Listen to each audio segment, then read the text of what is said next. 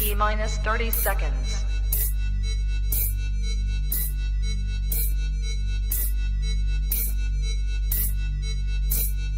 T minus 20 seconds.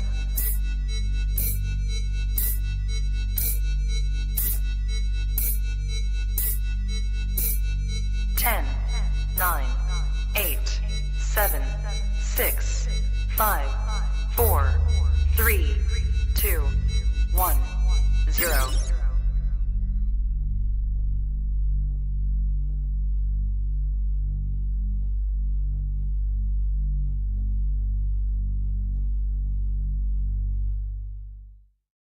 Shout out to US ARC and all US ARC members. If you don't know what US ARC is, don't be ashamed. Just go ahead and click the third link in the description below. See what US ARC is all about, okay? You never know when legislations are going to hit your backyard, so that's why it's very important to consider becoming a US ARC member today. These numbers really do matter, and they look at it for consideration when it comes to battling legislation. So first and foremost, thank you, Phil Goss. Thank you to anybody out there who partners up and volunteers with US ARC organization. Thank you for anyone out there who's a US ARC member. And if you can't become a US ARC member today, please talk about it on your platforms. Let your neighbors know, let all your pet stores know what US ARC is here for, and it's here to fight for our animal rights. Thank you to every US ARC member and US ARC supporter out there. True. Guys, Blake Exotic Feeders. Blake is feeding all our Drymarchon down here in South Florida. This is the best quail in the game. Button quail, all types of quail. Blake is the man. Welcome to episode 598, the Drymarchon episode, produced by me, Big E Top G. This is the coolest reptile podcast in the world. And welcome and good evening.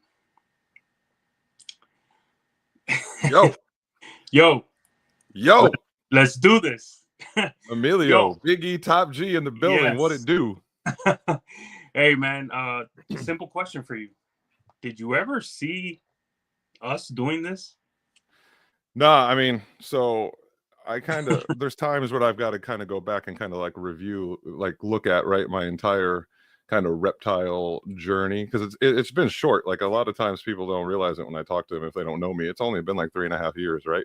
And you go back and kind of look where I started and where I came from, and then when I linked up with you and MJ and the growth that's come from that, and then just in the ball pythons, and then shout out, of course, to MJ, and then Joe, really, Meteoric Serpents, you know, really giving us kind of that foundation, that inspiration to kind of branch out and learn, right, and expand our keeping and all that. And then you and I both kind of got into dries at the same time. You know, we got them around the same time. So actually the same weekend. Did you have one? Yeah. No, you had a Texas before that, but we got the Cribbos the same weekend. Yeah. I had a Texas a couple months before, but we ended up both of us getting our yellowtail Cribbos from Wilder. Yep. So, on Daytona weekend. But I remember I had talked about it for like a year. You know, I saw them. I took the kids to the Palm Beach Zoo, and they got some Cribbos in there that they have out there, and I'm out here seeing them and just being like, they are so fascinating, and just being able to sit there and watch them. And it was daytime, and there was active as shit just all over the damn enclosure. And I was like, man, these are so cool. And that kind of what sparked my interest. And then I remember we were talking about it, just it happened that you were interested in it too. And it was like months of us kind of going back and forth, sharing information and videos and stuff. And then we both kind of just pulled the trigger. And now look at the impact you have. We got a whole damn podcast about it now to introduce other people to this amazing species. So shout out MJ for the opportunity, of course. I told you I've fallen in love with them. They've made me feel like a kid again, reinvigorated my love for reptiles in general. I love my ball pythons. I always will. But these animals are incredible. I saw one in 2023 at Snakes at Sunset. I saw a wild caught, fully grown male. I remember you sent the picture of that. Actually, I remember when you sent the picture of it, and you were like, oh, this is so cool. Bro, it looked like a king cobra. And I said it was a wrap. So yeah, so, definitely super fun, man. Super fun. I think it's made me a better keeper overall because it just requires a different level of attention. I think I'm better with my balls and my other species now because of them. It's just a different level of attention, right, and a different level of care. And when you interact with them, like you're saying, when you interact with them, even the babies, they're just it's just such a different experience than the ball python.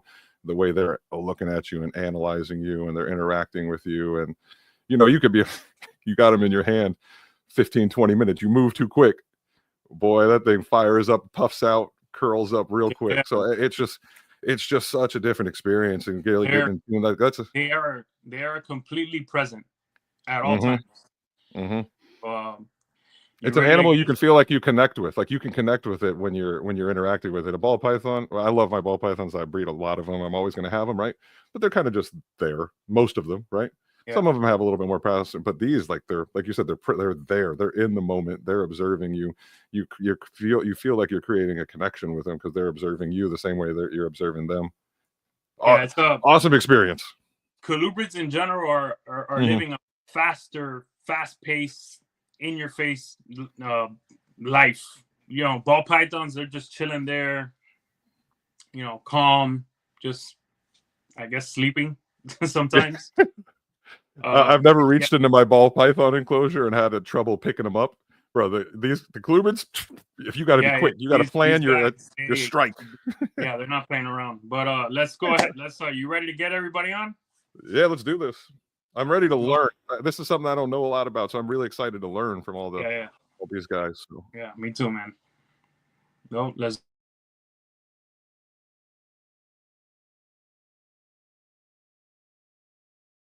Good. You ready for do more in the future? Trap Talk podcasts? Yes. Man.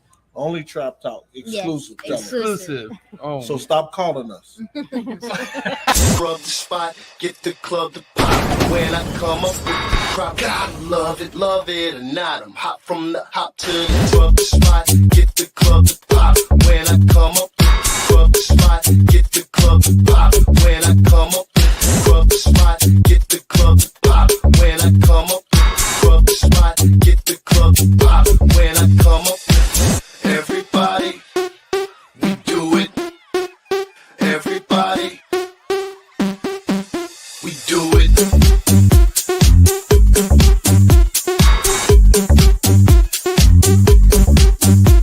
Do it. Do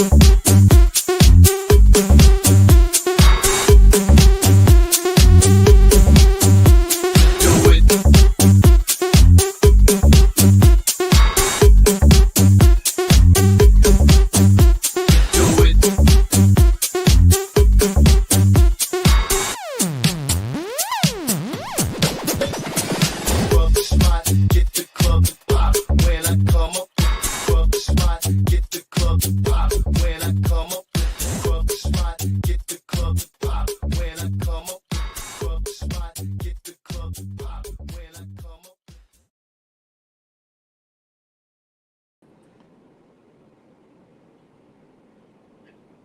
Guys, welcome aboard. Welcome to, thank you for coming on with me and Brock.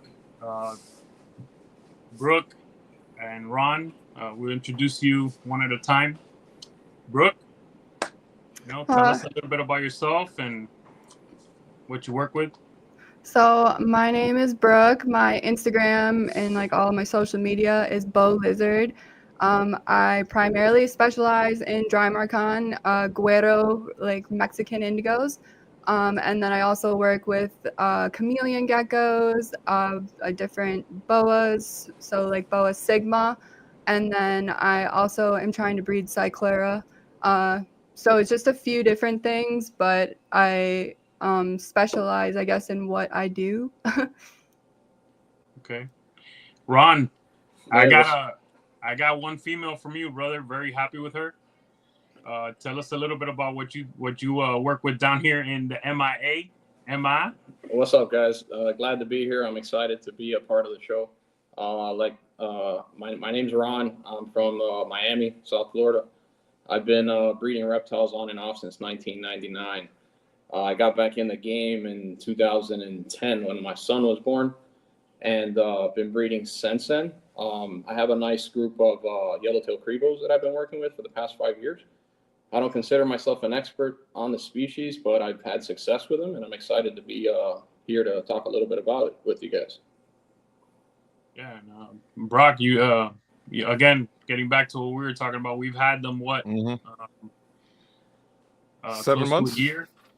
Well, yours a little bit longer, but like 6-7 months. Yeah.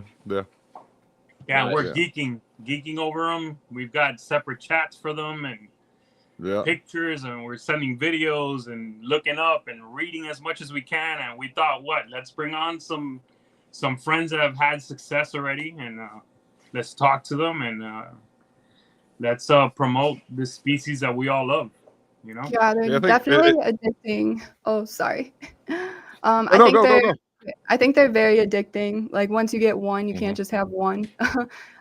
So just be prepared to be cleaning up after them. But I don't think they're more intense than ball pythons or boas. They poop a lot more. They have faster metabolisms. But when you compare them to other colubrids, I feel like they're very similar to like Pituophis, especially. So like your bull snakes, gopher snakes, pine snakes.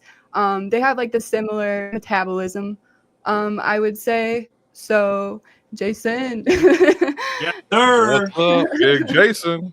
Welcome, Jason. Oh, I just threw my phone on the ground, man. It's been a day. This was not going to be the same without you, big dog. Yeah. What's up? One of the only people I know that's taller than me, Jason Hood, in the building. I don't feel bad. I'm taller than everybody, just about. Hey, I felt like that too till Brock and now you. So most of the time I'm the tallest guy in the room till you guys come around. So, but Jason, introduce yourself really quick, bro. And what you work with, how long you've been in the game, everything you've been doing. Jason Hood, Snakes Unlimited. Been doing this, I don't know, since late 90s. Primarily what people know me for, the Spilotes, the tiger rats, the black-headed pythons, hopefully Crebos after this, and some rat snakes, man. I don't know. I'm a little fried. Had a rough day. Yeah, sorry, man. Glad. Yeah. Thank you for coming in still. Yeah, man, you have such experience with so many species. I really wanted you on this podcast. I'm very happy that you were able to make it out. Two Ubers later. Yeah. Oh, damn. I don't ever use Uber, man, and I didn't realize that wherever I selected I was taking the Uber from is where they would GPS them to. The first Uber canceled because I wasn't there. I walked up front where it'd be easier for them, so I did it back where my truck was in a loading dock area. The guy just took off and left without it trying to contact me. Dang. Yeah. Well, happy you're here. Yeah. Yeah. Jason, you also have yellowtails and blacktails, correct? For Crebos, I got yellowtails, blacktails, and both localities of the Mexicans. Okay. Awesome. We have some Brook babies. Yeah. Nice. Secondhand. That's awesome. Happy. That's really cool. I paid way more than what I probably could have got them from her for, but Yeah. You know where to get another female from, Yeah. I mean, that's the game, and you paid a little bit more. You really wanted them, huh? That's what we do, right? Well, I don't know if did you see him in Daytona? I don't think so.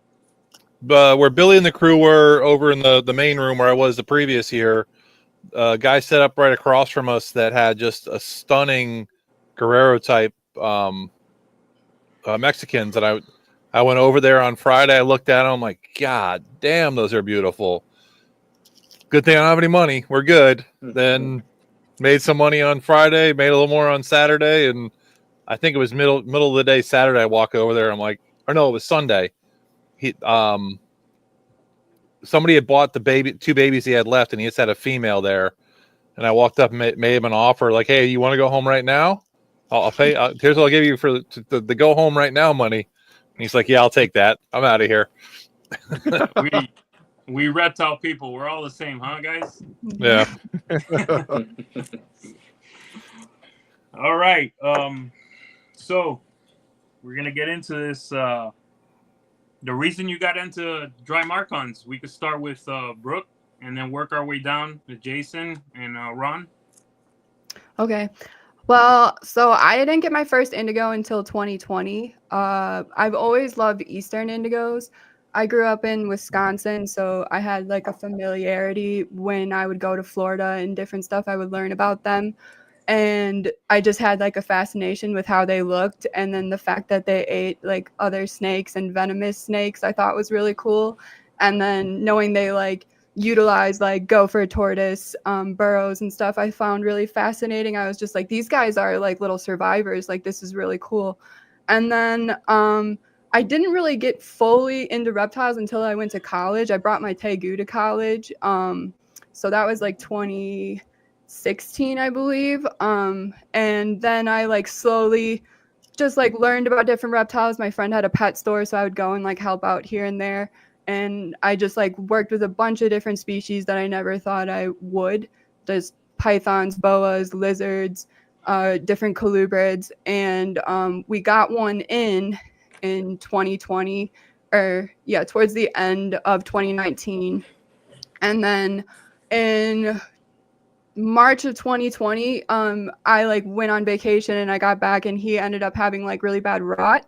So I offered to my friend to like take him home and work with him.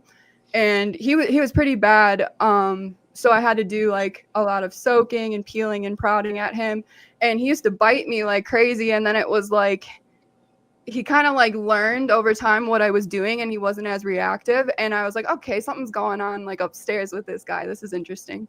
And just working with him over time, because it took me about like 9 months to rehabilitate him, it just made me have much more of a respect for indigos, like overall, just like seeing how they would interact, seeing how they learned things, memorize things. Like, they're not a dumb snake.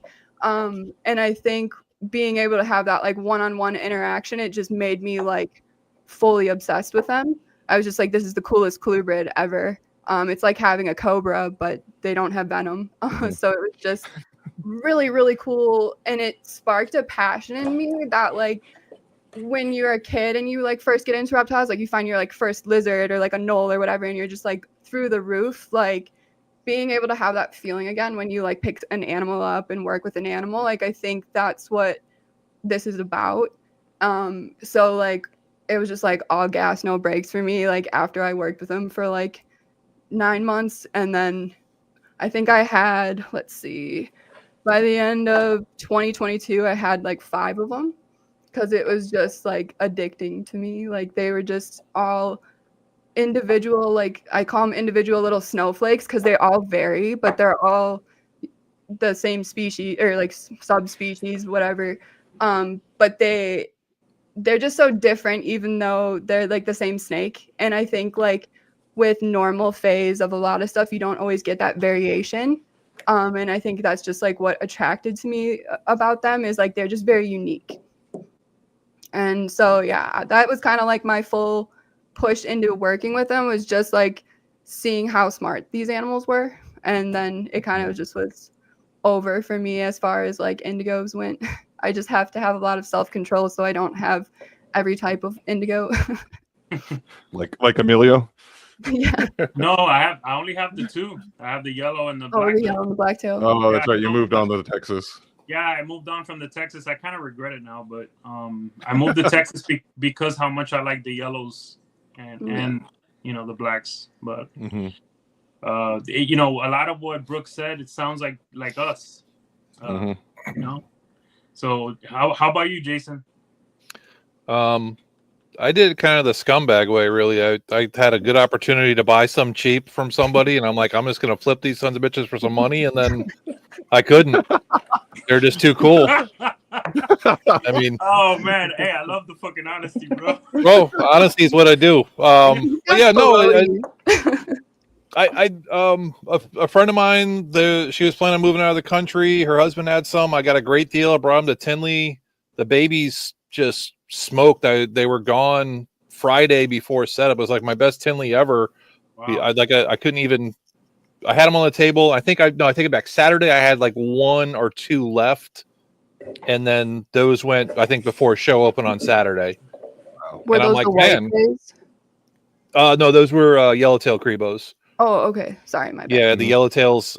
But I got yellowtails and blacktails from her, and the blacktails were just calmer, but still very calmer Crebo way, but still very, very intense. And that cobra look that Brooke was mentioning is definitely there with them. But the there's just a different quality to them when they come at you, like that intelligence, and that they're sizing you up when they come up to you, and just keeping them for just a couple months. Because I was thinking, maybe I'll keep the adults, maybe I won't. Do I have room? Do I want more big snakes that crap a lot? Then when I moved, I have a building, so I don't have to smell it as much as it was in my house. So I'm like, yeah, I can keep these things. And I fell in love with them, though. They definitely have a whole different vibe to them. I like the Mexicans, though. My male white phase is kind of nuts, but the yellowtails are like a slightly higher intensity level. Then the blacktail seemed like to be the lowest intensity, like the chillest, and like, but still just such big, massive, impressive beasts to deal with. I'm kind of torn between the Mexicans and the blacktails as a favorite right now, and I'm thinking about grabbing some Texas just for the heck of it. Why not? I've as far as American indigos, though, the Eastern indigo rather, I've never wanted them, just for the fact of it being in Florida. That's one more reason you're going to get an inspection every single year from FWC, and even though they dropped that now, I don't know if you even realize that you don't need a permit for them, a state permit anymore in the state of Florida. Really? You still need a federal permit to get them into the state, but I don't know what the rules are for I don't want the rules. I don't want the extras. Yeah. So while Easterns are great, I don't want the extras of all that other stuff. So I really found the Mexicans to play a great kind of fit in there, and they just dropped the protections on the Texas as well. So that's even less regulation there. So I don't have to worry about what law I'm breaking I don't know about or anything else. So I really, well, I know the Crebo Drymarchon purists are like, hey, the indigos are the Eastern indigo is the highest, the best and the greatest and all that. To me, there's a whole bunch of hassle involved there. But I fell into them as a money opportunity, and then they're just too cool of an animal to pass up. Okay. Yeah. I always I was enamored by the Easterns, especially the ones with the red, a lot of red on the neck or on the cheeks. Now that I have MBKs and I have the solid black snakes, I'm in love with the yellows and the adult look of a blacktail. As a baby, I'm not loving the blacktail look as much, but every adult I see, I love. So, all right, Ron, how about you?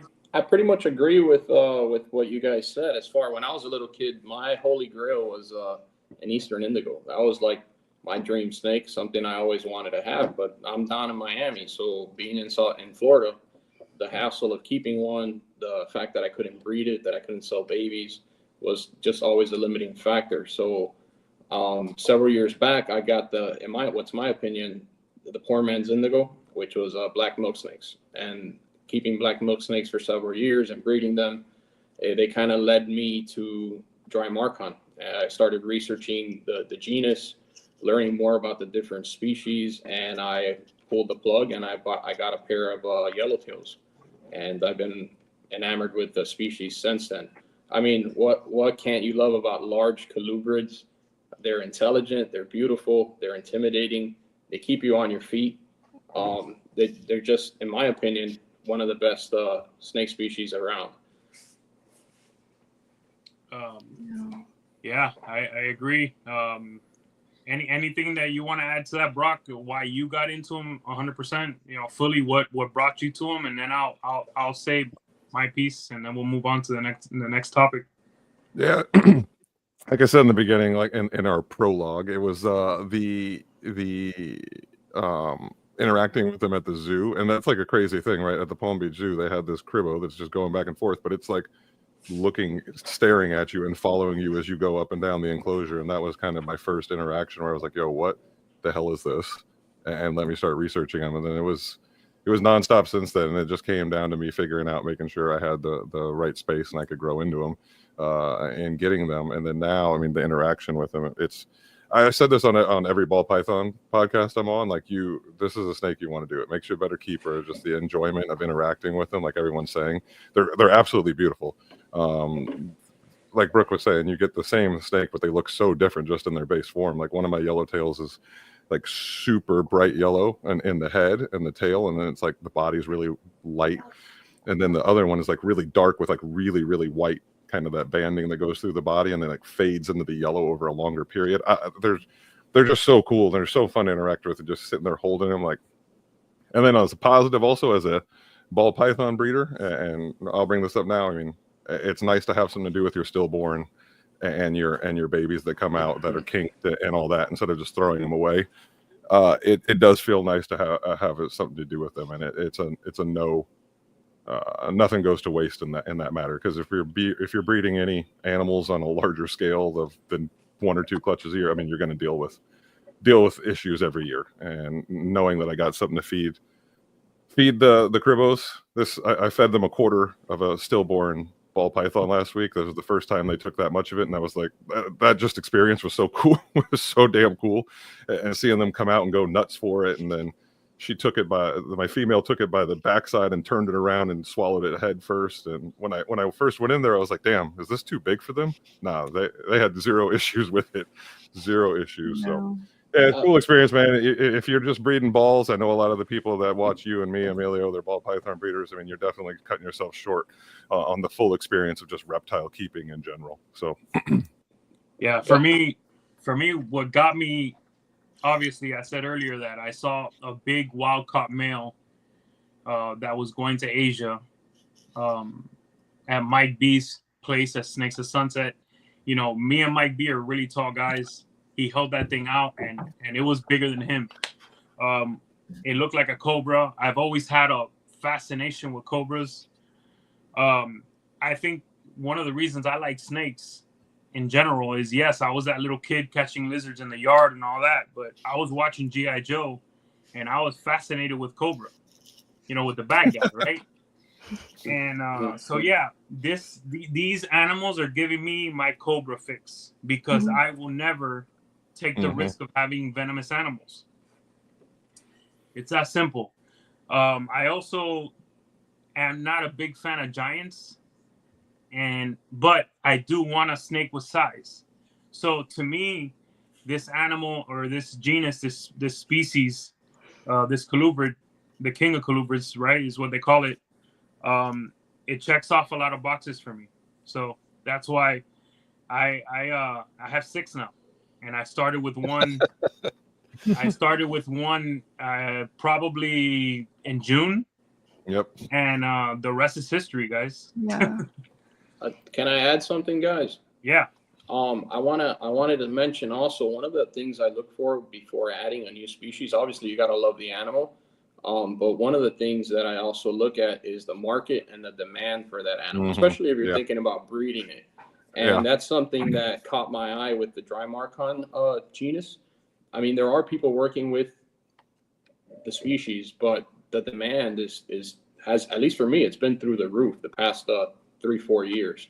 And I don't see it coming down. I see that demand staying up. I see a lot more people learning about this species and getting into the species. So I think the future is bright for it from a breeding point of view. I think it's underrepresented in the hobby in general for what they are. You don't see a lot of them. I remember going through Daytona and I found like 2 total yellowtails before we linked up with Wilder. It's just, and there is a big demand, and I think it's going to continue to grow as more people, and we continue to show more people the opportunities that they have in keeping and what else they can do with it. So I think very good point, especially when breeding, to consider your Jason, market. Brooke, what would you say to that? I mean, I would agree. I would say that because of the price point of the red phase Gueros, especially, you can kind of hit some walls sometimes, because some people just don't want to pay that price. They'll like offer trades and different stuff like that. But to have like the $1,800 plus up front. It's usually, I would say, like 20% of the time for me right now, but I'm also not a big name in breeding, and I probably don't have like the traffic like these two guys have. So I definitely think over time, as I show them off more, like with my social media, and go to a few more shows and like have a presence, then that'll grow for me.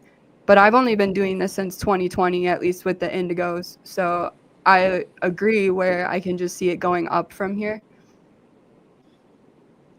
Yeah. What I would say is what I've noticed, and Jason, correct me if I'm wrong, or give me your input. People that are into this Drymarchons are hardcore. They are real reptile keepers. They're not finicky. I feel like there is a hardcore someone that has Drymarchons out there. They're hardcore, and they really are into these animals. They're not gonna move on from them. These are the people that are really into these animals. What would you say to that, Jason? Yeah, no, as far as the market actually has slowed on the Drymarchon.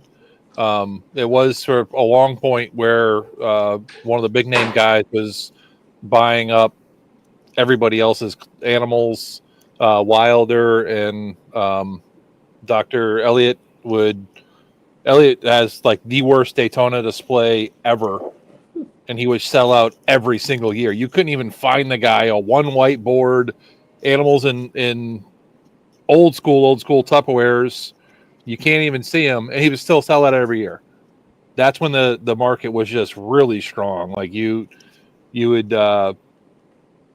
you couldn't get, he would be sold out every Saturday, and I think they still had stuff at the end of the weekend this year. So it's slowing down a little bit, but that it doesn't mean it's not a strong market. It's there. I think there's probably some import export issues there as well, and also the general snake market as a whole slowed as a bit in the last couple of years. But that said, yeah, there's definitely guys who are hardcore Crebo people that are calling us all idiots right now for anything we've said so far, because they're also brutal guys. And they've been doing it for years. I mean, Brian Sharp has some of the best yellowtails out there, and there's the Paraguayan yellowtails out there that are almost solid yellow. There's a bunch of guys out there who've been doing this forever, and we're all kind of coming in on the back end of this, and I think a lot of ball python guys are looking for other things, but I think the ball python market needs to understand that the racks they have for the balls won't work for the Crebos. You can do it a little bit, but they're basically going to get respiratory and die in racks unless you're cleaning them daily without good ventilation. So there's going to be that kind of that flux where people do jump in unprepared, lose animals, say they suck. It's the animal's fault, not the keeper's fault, and then we'll have another swing back the other way. But right now, I think it's the market's slowing, but the odd colubrid stuff is huge, and this kind of falls into that. It's the mainstream of the Crebo people are kind of like mainstream in their Crebos, but it's also they're far enough outside the mainstream that where you do have that new keepers coming in constantly, I guess is what I'm trying to say. Yeah, it's a really neat market if you're looking at like from the market side of things, not the animals themselves, with the market side of things. It's like what do I do with all the puffing snakes? It's the people that want them absolutely want them. I got people talking to me for 2 or 3 years trying to get animals off me, and I don't do lists because lists make me crazy. But the market's there. But other people are also filling the market, and there's only so many people in the market. It's not the ball python 40,000, 50,000 babies market. Sure. Yeah, it's a couple thousand snakes market. I think you're right, where a lot of ball python breeders are now trying to pick something else up to just in case, right? For me, man, maybe there's a small little piece of that, but honestly, I just needed something else. I focused on ball pythons for 18 years, building that little side of me, and I mean, it got me to where I am today. But you know, getting with Joe, which you were on his show, getting with MJ, you know, going to MJ's trap and seeing the variety, the diversity, and I wanted to become a better reptile keeper. I wanted to be an ambassador for the whole industry. So, and make myself better. So that's where I'm at right now. But you are absolutely right. These animals, they can be in small caging very long. They grow super fast. Well, it's not just the caging being small; it's the Ventilation. The ventilation is the big thing there. So if you don't have a ton of ventilation on the racks, they're not going to do well. I mean, that said, I do have some in their racks, but I figured out pretty quickly the first year I produced them that in the smaller baby drawers, as soon as they were eating regularly, that I lost a couple of them. And my buddy Scott was like, we're losing them in racks where they're pooping a lot, and it just seems like it's a stagnant air thing, because he was listening to some other podcast and he brought it up. And I'm like, man, I don't know. We lost another one. I'm like, fuck it, you're right. Let's change this up. Let's do some things differently. And you will absolutely lose animals in racks, because they'll take a ball python takes a meal and it poops once. A Drymarchon takes a meal and it poops 3 times, maybe 5. Yeah. And they're wet bird. Like when you see an egret drop a deuce, that's what they're doing. It's that wet, really juicy poops, and that doesn't. No matter what substrate you have, it doesn't absorb well. So it's something to be aware of, because you'll build up, I guess, the ammonia or something in there that'll mess up their lungs. You know, problems with them. So bigger, better caging, better absorbance. There's definitely things you need to learn, which I'm sure you guys have figured out already too, that you need to figure out with these guys so you don't have problems. Yeah. So people have. Go ahead. Sorry. Go ahead, Brooke. I was just gonna say they're like one of those snakes where I feel like shit can go wrong really quickly, to some degree. So it's like keeping them clean, making sure they have good ventilation, clean water, making sure they're not sitting in their feces. It's like really important, because in the wild, if you think about it, they're gonna poop and they're gonna leave the site. Like they're off site. Like they're not sitting in there breathing that in, you know, just festering with it, essentially. So it is like something that you just have to pay more attention to. And I think like monitor lizards and some like lizard species, people kind of get that a little bit more because you have the faster metabolisms. But they're not as forgiving as some other species if you do like slack on their care. Yeah, go ahead, Ron. I wanted to add the water is important. They drink a lot, and having clean, fresh water for them is super important. They can get dehydrated really easily. So that's something that I would definitely point out. I want to ask Jason, what racks were you keeping them in, or what type of racks? Because I have sea serpent racks and I have vision racks. The vision racks, the ventilation is way better than my sea serpent racks. I was just curious to know if you noticed it was in either one. Sea serpents, V18's as small as I go, except for small clouvers. I have 6 quarts, but the V18's as small as I go with anything bigger than a corn snake, basically. So they were in V18s in a sea serpent rack, and I did not have excess holes drilled. Okay. I got a couple vision racks now, and that's what they did go over to that, and then it's a bigger caging as well. Plus, I mean, I'm chucking quail to them, so not only do they have watery poops anyway, but then they have watery poops with the quail. I mean, I guess we'll get to that a little later as far as how we bring up the babies. But I start my babies off in shoebox type of Tupperwares, and eventually I transition them to V17s and then V35s. But they're in vision racks, which have good ventilation. So that's why I was just curious to hear what your experience was. I got the I think they're Vision Originals that are either red or blue is the ones I have, and they already have drilled holes on the sides for cross ventilation plus the top ventilation. Okay. That seems to work okay for them, but yeah, just the less ventilation you have, the more chance they're just going to roll on you. Yep. And it sucks because they're doing well. It's never the ones that are doing poorly. It's ones that are doing really well. They're doing really well. They're eating more and they're pooping more. And I keep an aspen that's deep, and they fill that aspen up. But I need to do more. I realize now I need to do more complete clean outs, because that aspen just gets filled with their poops, and then the ammonia builds up and drops them. Mm. Yeah, I've heard some compare them to like a dash hound, of how well they smell. I've noticed, I clean mine 3 times a week. I've noticed that they really, really hate being in the cage, in their tub with their poop. They hate that shit. Yeah. Have you guys noticed that? Yeah. I mean, and that's what like kind of takes me back to like in the wild, they just get away from it right away. So they're able to just shoot their poop and go, where like in captivity they can't really do that.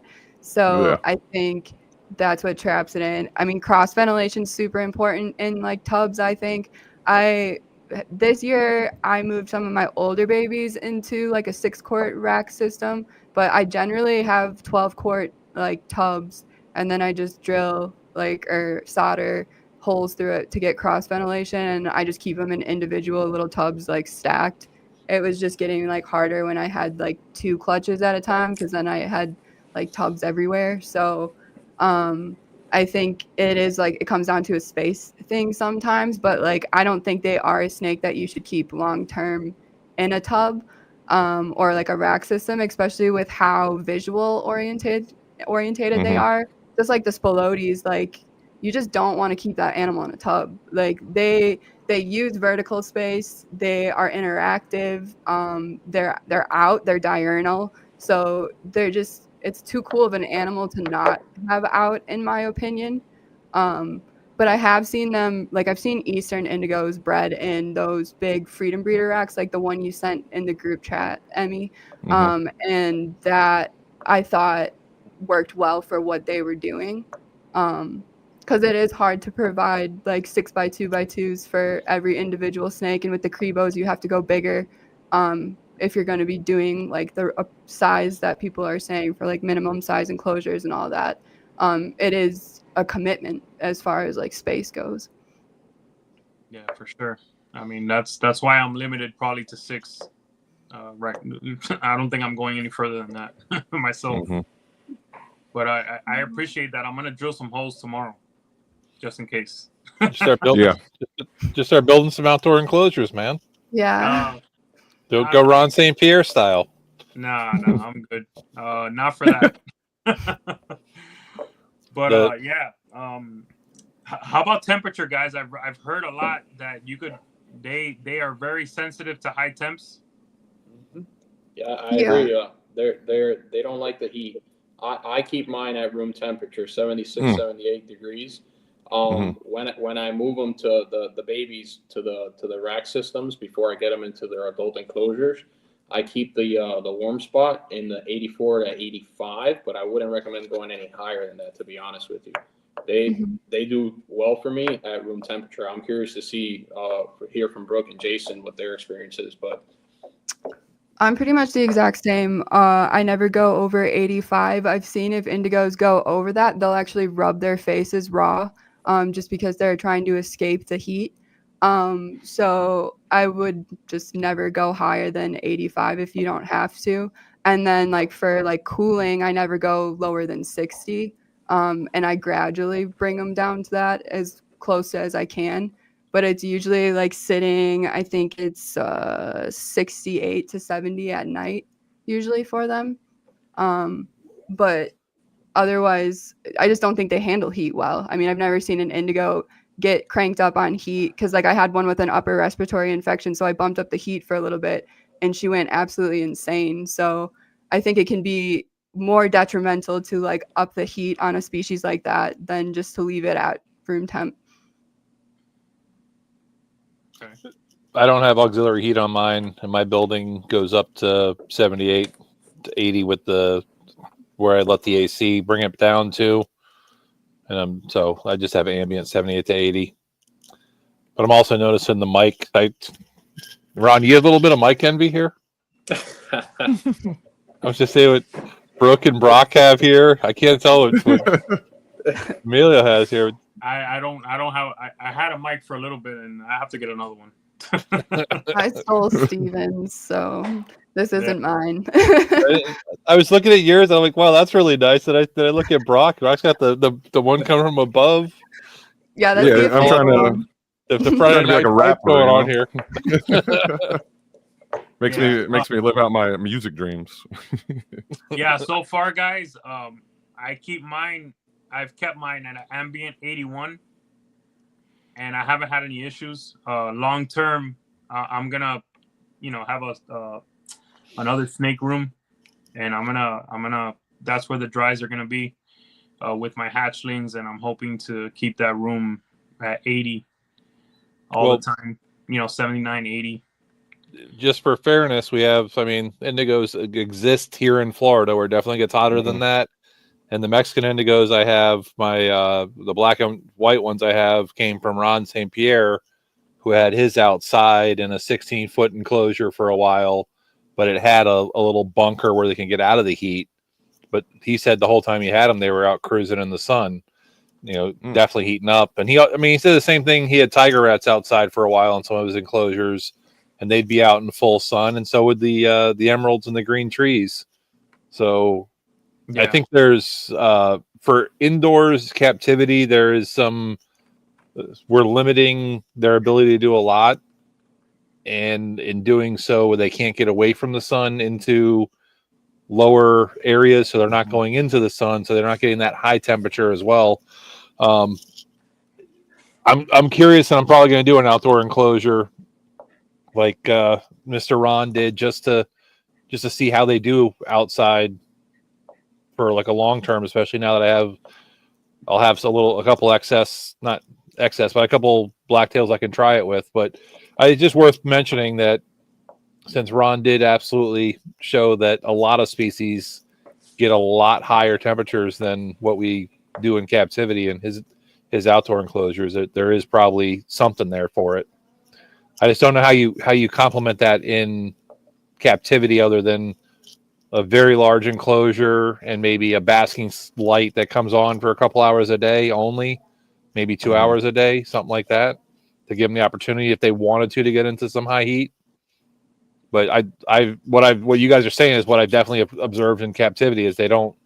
Even now, I've got all my breeders, all the females have heat bulbs right now, and my building's at 78, and they're away from the heat bulbs. But I offer it just because they're developing eggs, so they should have heat, right? But then I'm going to put them at 78 degrees once I get the eggs, so maybe they don't need the heat. I don't know. Yeah. It's just weird that just thinking about it, what Ron had set up and had his animals out basking in the sun, black snakes basking in the sun, they're definitely above 78 degrees. Oh, that's sure. Did he ever note the duration of them basking? Is it because they just can't get away from it in captivity that they can't thermoregulate that they don't do it as long, or? No, well, like I said, he had 16-foot long. It was his old monitor cages outside, so they were 16-foot long by 30 inches, 33 feet maybe, by 3 feet tall, and they would be out in the sun, even though they had areas to go. He makes these little, probably 24 to 30 inch tall areas they get out of the sun that's sand and whatnot that he has, so they can get out of it if they wanted to, and they just weren't doing it. They were out in the sun taking up the heat. So it is. He does stuff that shows animals do different things. Like when he had the green trees and the emeralds outside, they were in full sun at what would have to be close to 100 degrees. You tell any chondro or green tree guy that, or emerald tree boa guy that, they're like, no, that's going to kill the animal. Yeah. His animal sat there in full sun doing it. Yeah. It's like, okay, well, they don't know it's going to kill them, so they're doing it. So I just wonder often, and when it comes to captivity, what are we lacking? I mean, we're lacking an absolute mountain of opportunities for the animals, but what can we do in captivity to provide a better thing for them in our care? Yeah. I feel like that always comes down to space though with any Drymarchon. I mean, I feel like Even is it the Orion Center in Florida? I might be mispronouncing it. But they have the indigos there, and my one friend gave me pictures from like behind the scenes, and they have like vertical height for the animals, and they're out like basking, and then they have coolers that they dig up and put into the ground so the animals can go down there and get cool and just like hang out if they need to. And I find that interesting because like they really utilize all the space, like every inch. And then when you talk to most like keepers, they're keeping them in like 12-inch tall enclosures, 20-foot or 24-inch tall enclosures. So it's not, you're not giving them vertical space like they seem to be using in the wild. Everything in captivity, minus elephant trunk snakes, is arboreal. Like that's, I've been saying that for years. Like unless it's fully aquatic, it's arboreal in captivity. So yeah, we do not offer that enough. Yeah, we're always thinking about the length, right? I mean, Yeah. that, you know, even me, myself, I was, you know, planning for when these animals get a little bigger, I was always just thinking about the length of the cage, not the height. Now with what you guys are saying, I'm going to consider the height, you know? Yeah. And like I said, it's hard when you have a lot, but in a perfect world, like providing an 8x4x4 for an adult indigo, like that's amazing. Like they would use every inch of that enclosure. I guarantee it. So that's where, like with the Crebo, I mean, correct me if I'm wrong, but don't yellowtails, can't they reach like 10 feet? Yeah. So they're going to utilize the height. So yeah, I mean, they're going to utilize all that space. Like even when you see cobras, elapids, like they use vertical height. Like it's not just always, they're not always on the ground. Like people kind of like picture them. I think they come down to hunt, but like if they need to bask or just hang out, they're going to be up high where they can make sure that they're looking down on anything. I mean, besides like birds, but like I think they're smart. There's a reason that they live as long as they do, because I think indigos can live like 25 years at points. So they have to be an intelligent animal to do that. Yeah. Ball pythons live 45, 50 years. Well, I mean, it's a would you guys agree that it's the slower you live, sometimes the longer you live, right? Just like tortoises, and whatnot. Yeah. Yeah. I just, a chance to jab the ball python people. I just, come on. Yeah, I mean, hey, it's okay, bro. This is a Drymarchon episode. I think ball pythons are a great gateway reptile. Yes. If you want to just learn like 100%. basic care and have more of a forgiving animal, I would say they can be, I mean, because like ball pythons are pretty hard to kill. I mean, you can do it. It's not like it's impossible, but they don't, like with the upper respiratory stuff and the ventilation, like they do need it, but I don't think it's as detrimental as it can be to some of these like more sensitive colubrids. But I could also just be like biased and to a degree. I just think indigos you're are right. top tier, and I don't know. I think ball pythons though like have their purpose. I'm never against ball pythons because I think people buying a ball python, they're eventually gonna like hit one of us up for a Drymarchon because they're gonna see that animal and learn a little bit more, and they get that itch for something different. we got a ball pythons got me in, and now I'm five species in, and that wouldn't have happened if I didn't have the ball pythons.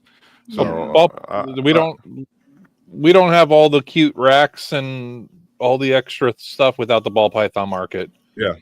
I mean that is what built all the accessories that we use to this day.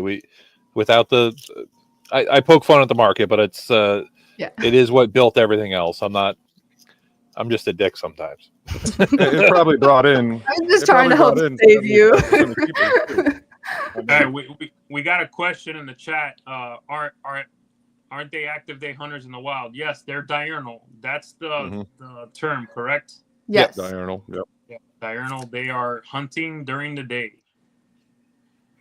Yeah. Right. So they're getting out there, and that's what I'm saying with the heat is we try to keep them from getting too hot in captivity, but it's, as Brooke's saying, it's because we're limiting their cage size. So they do want to be cool. They pop out, they grab their food, and they duck back down into their burrows.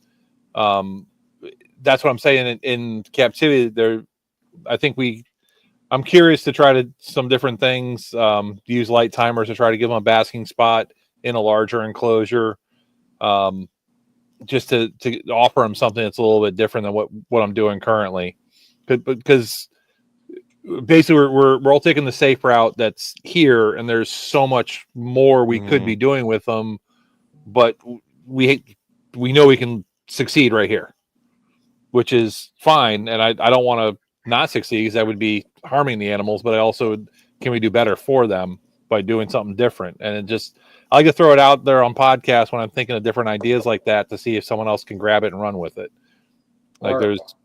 Are any of you guys offering UV for your animals, or supplementing with calcium D3, multivitamin, anything like that? I don't offer UV for mine, but I do supplement the calcium D3 and the multivitamin powder that I put on the food.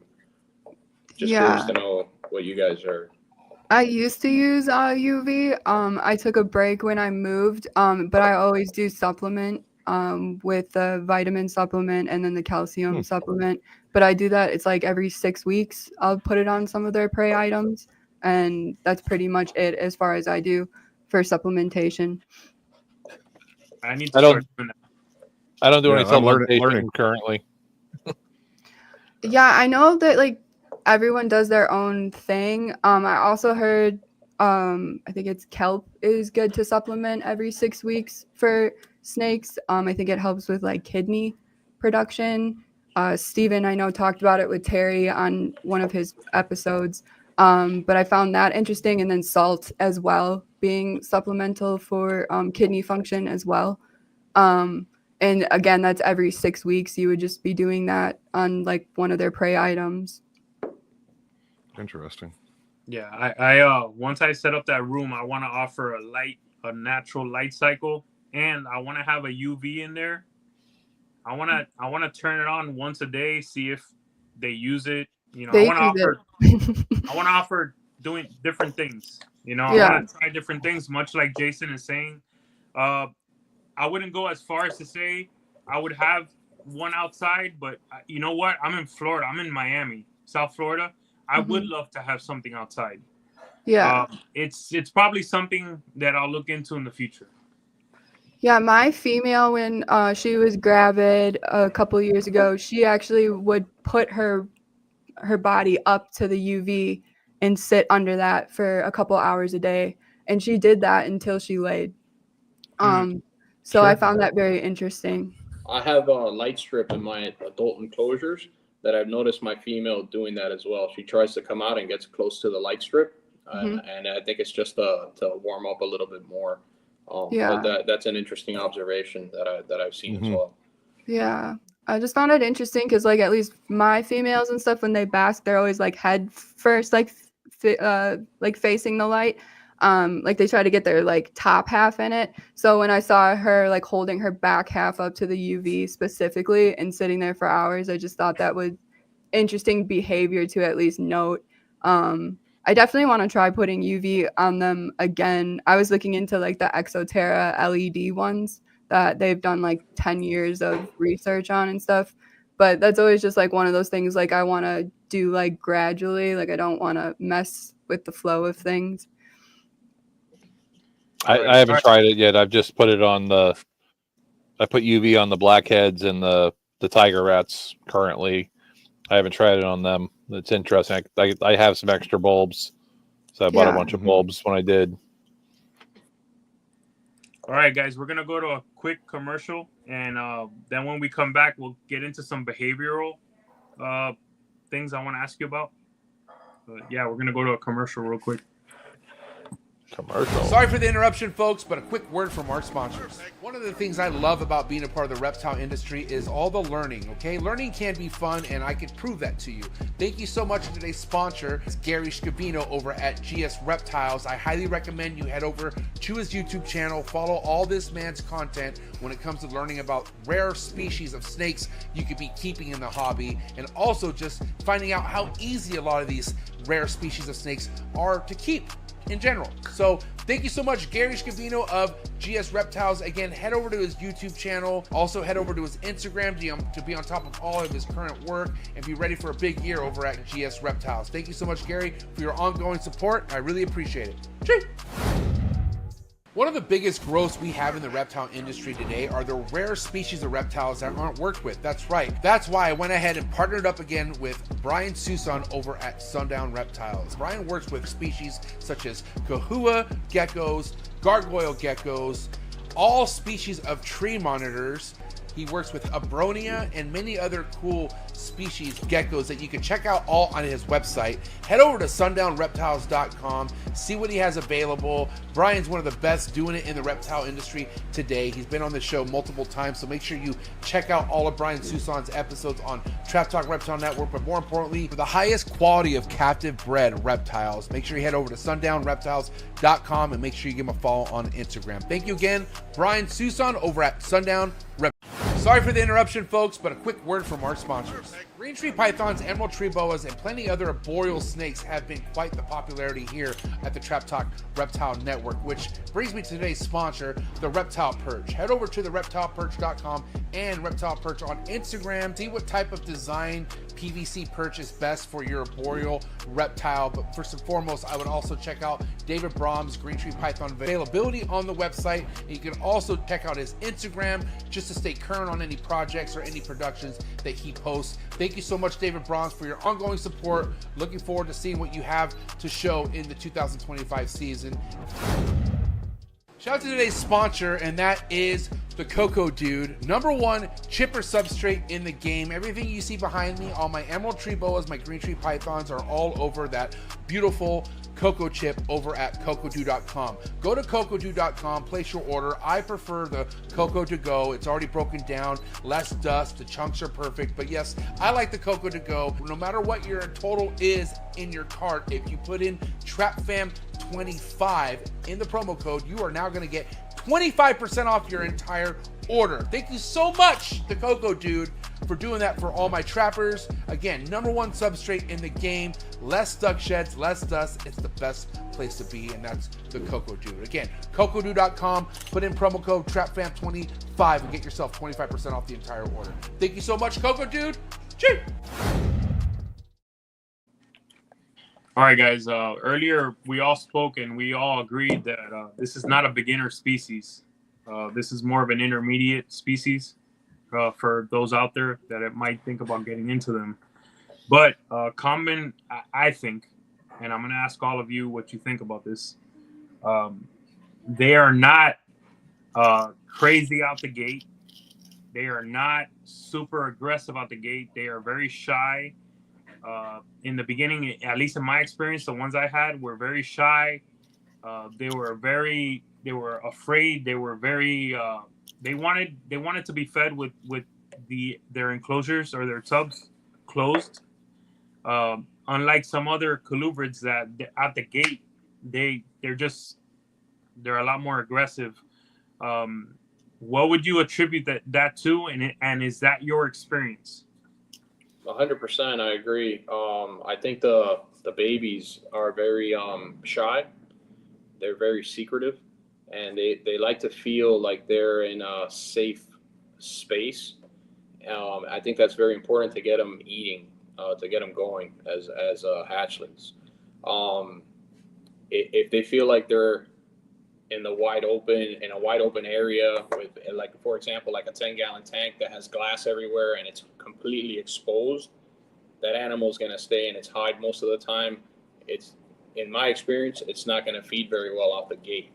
What I do sometimes, even when I start my babies, is I'll throw a towel over their enclosures where I keep them. I start off babies in shoebox Tupperwares, and I'll cover them with a butcher paper or a towel, especially after I feed. I even try to keep them covered most of the time because I feel like they like to feel secure. They like to feel safe, and they're very shy, very secretive animals. And I think that has to do with, in the wild, they don't want to get eaten. There's a lot of animals trying to eat them. So I think once they get going and they get a few meals in, then they basically come out of their shell and they turn into a different animal altogether. but it takes a little bit of time in the beginning to get them going. Definitely. Brooke or Jason, one of you could go next if you want. Address that. Go for it, Jason.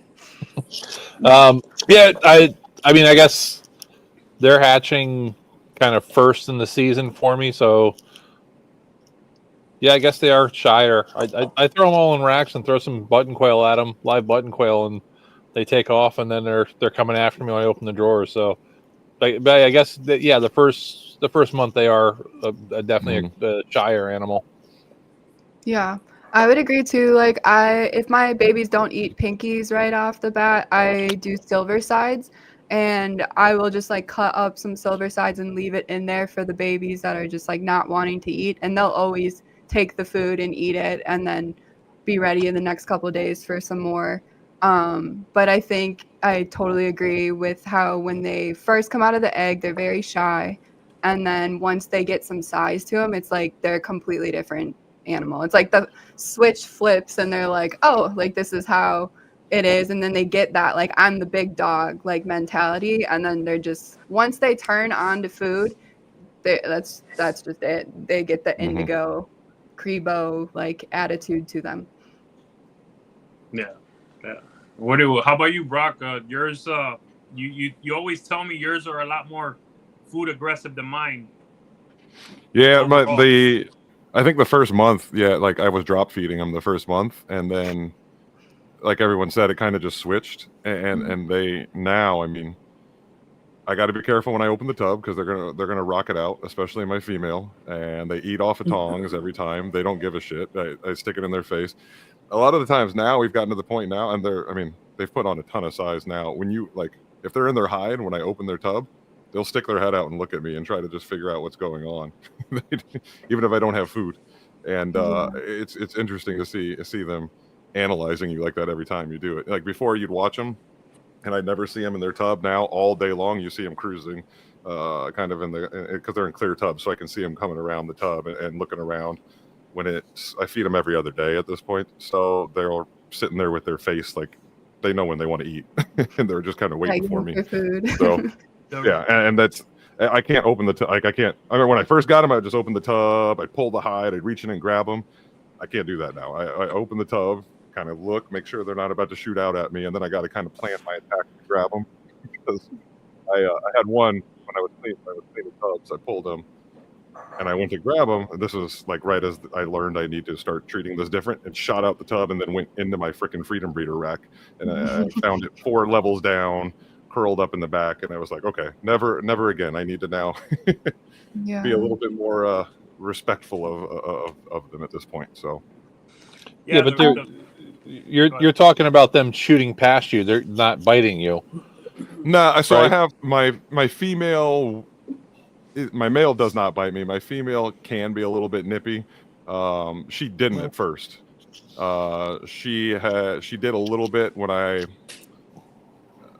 probably maybe 2 times, but it's not jumping out and trying to bite me as they come out. It'll be in more of a, after I get them down, like I'll pull them and I'll pull the tub if they're not out and stick it in like another tub, so I don't deal with them flying everywhere.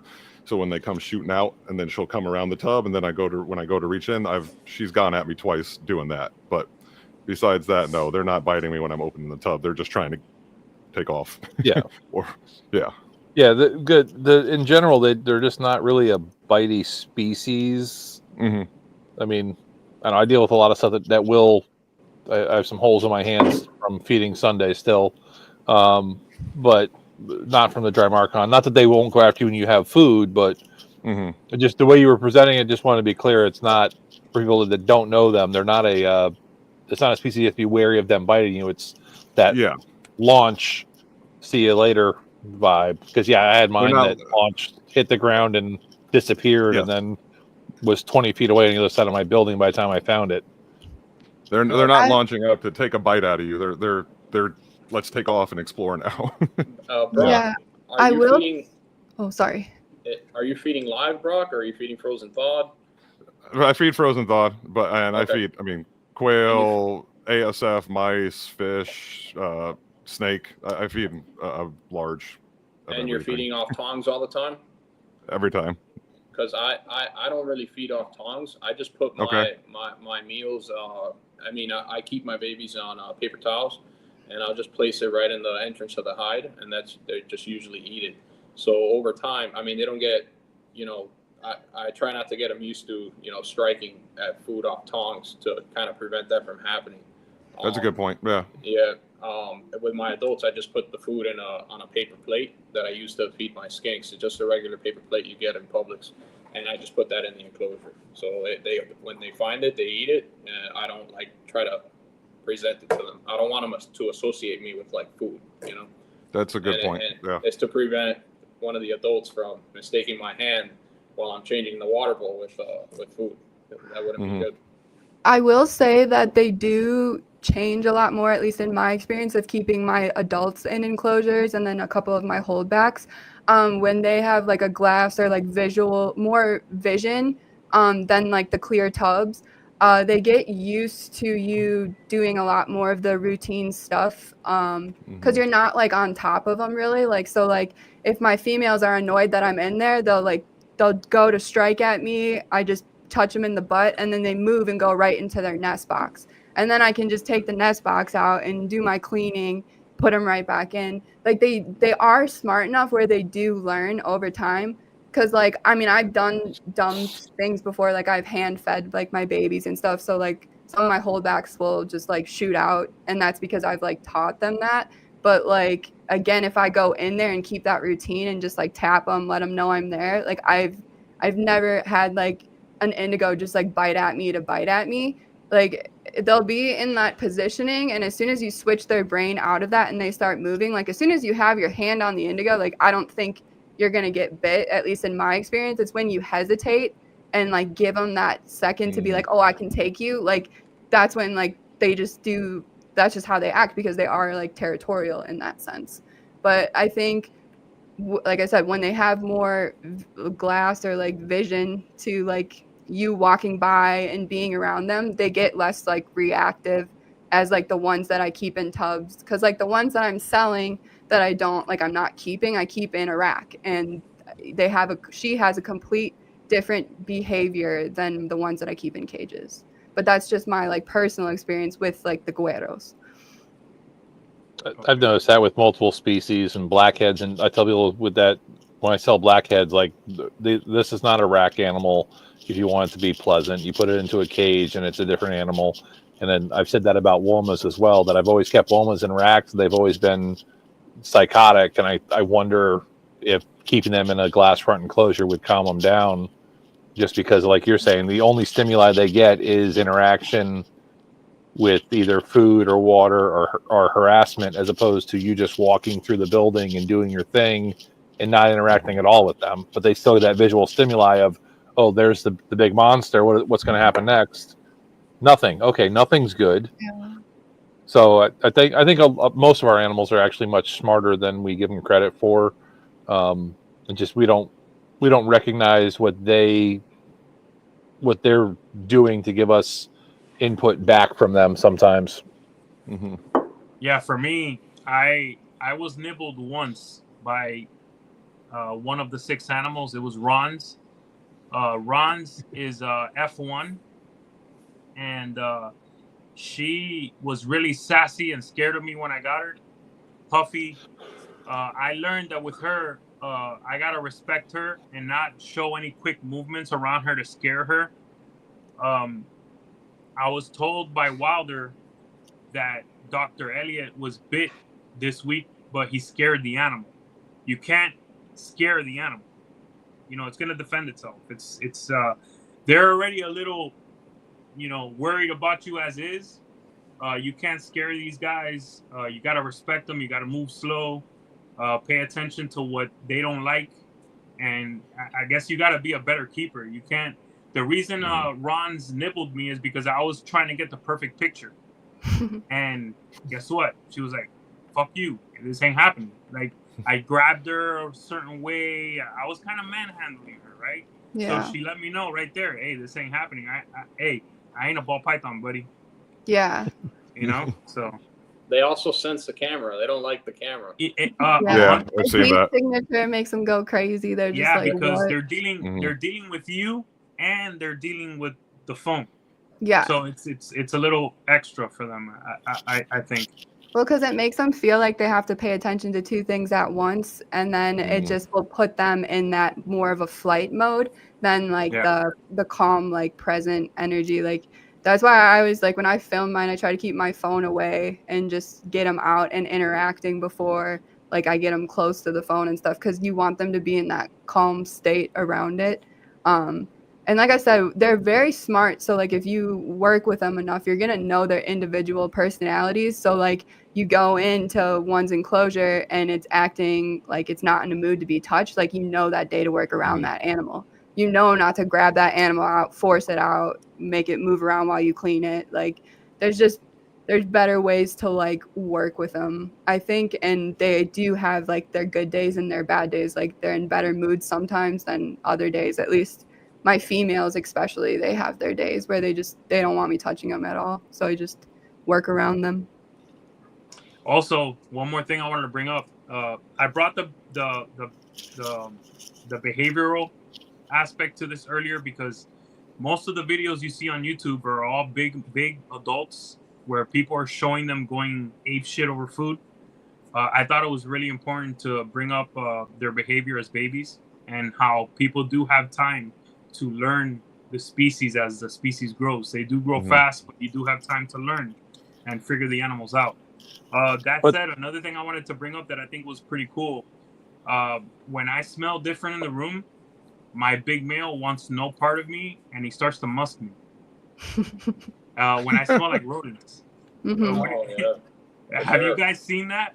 Oh, they'll bite you if your hands smell like mice. No, I smell like mice. He doesn't bite me, but he feels very uncomfortable and he starts to musk me. And he never musks me at any other time.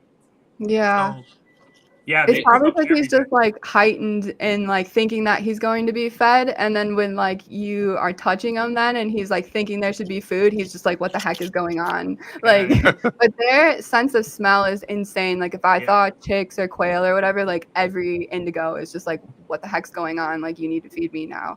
They are the same with like frog legs and fish too. That's a big thing I try to do is variety for mine. Like I know it's not always super achievable, but like feed them chicken hearts, chicken necks. Like you can feed them random stuff and like they eat it.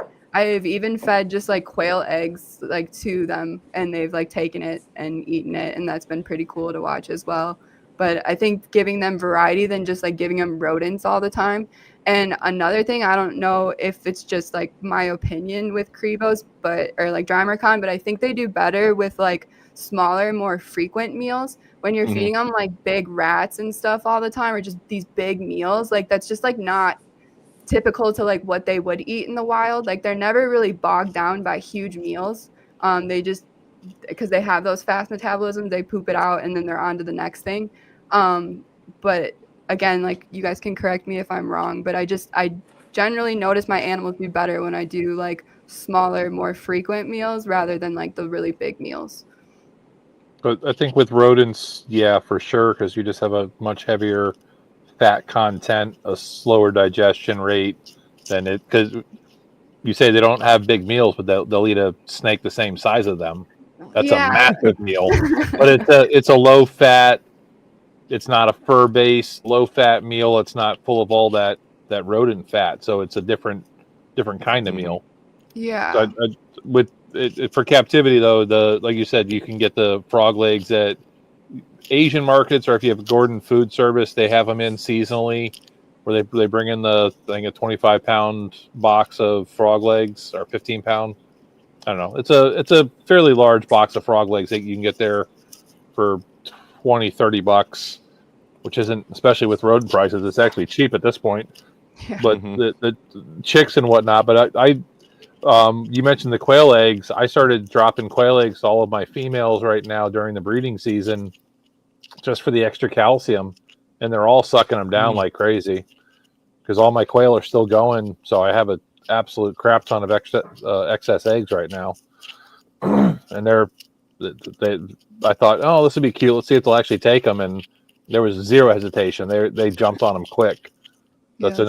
another really good food item if they're big enough. I've noticed they absolutely love variety.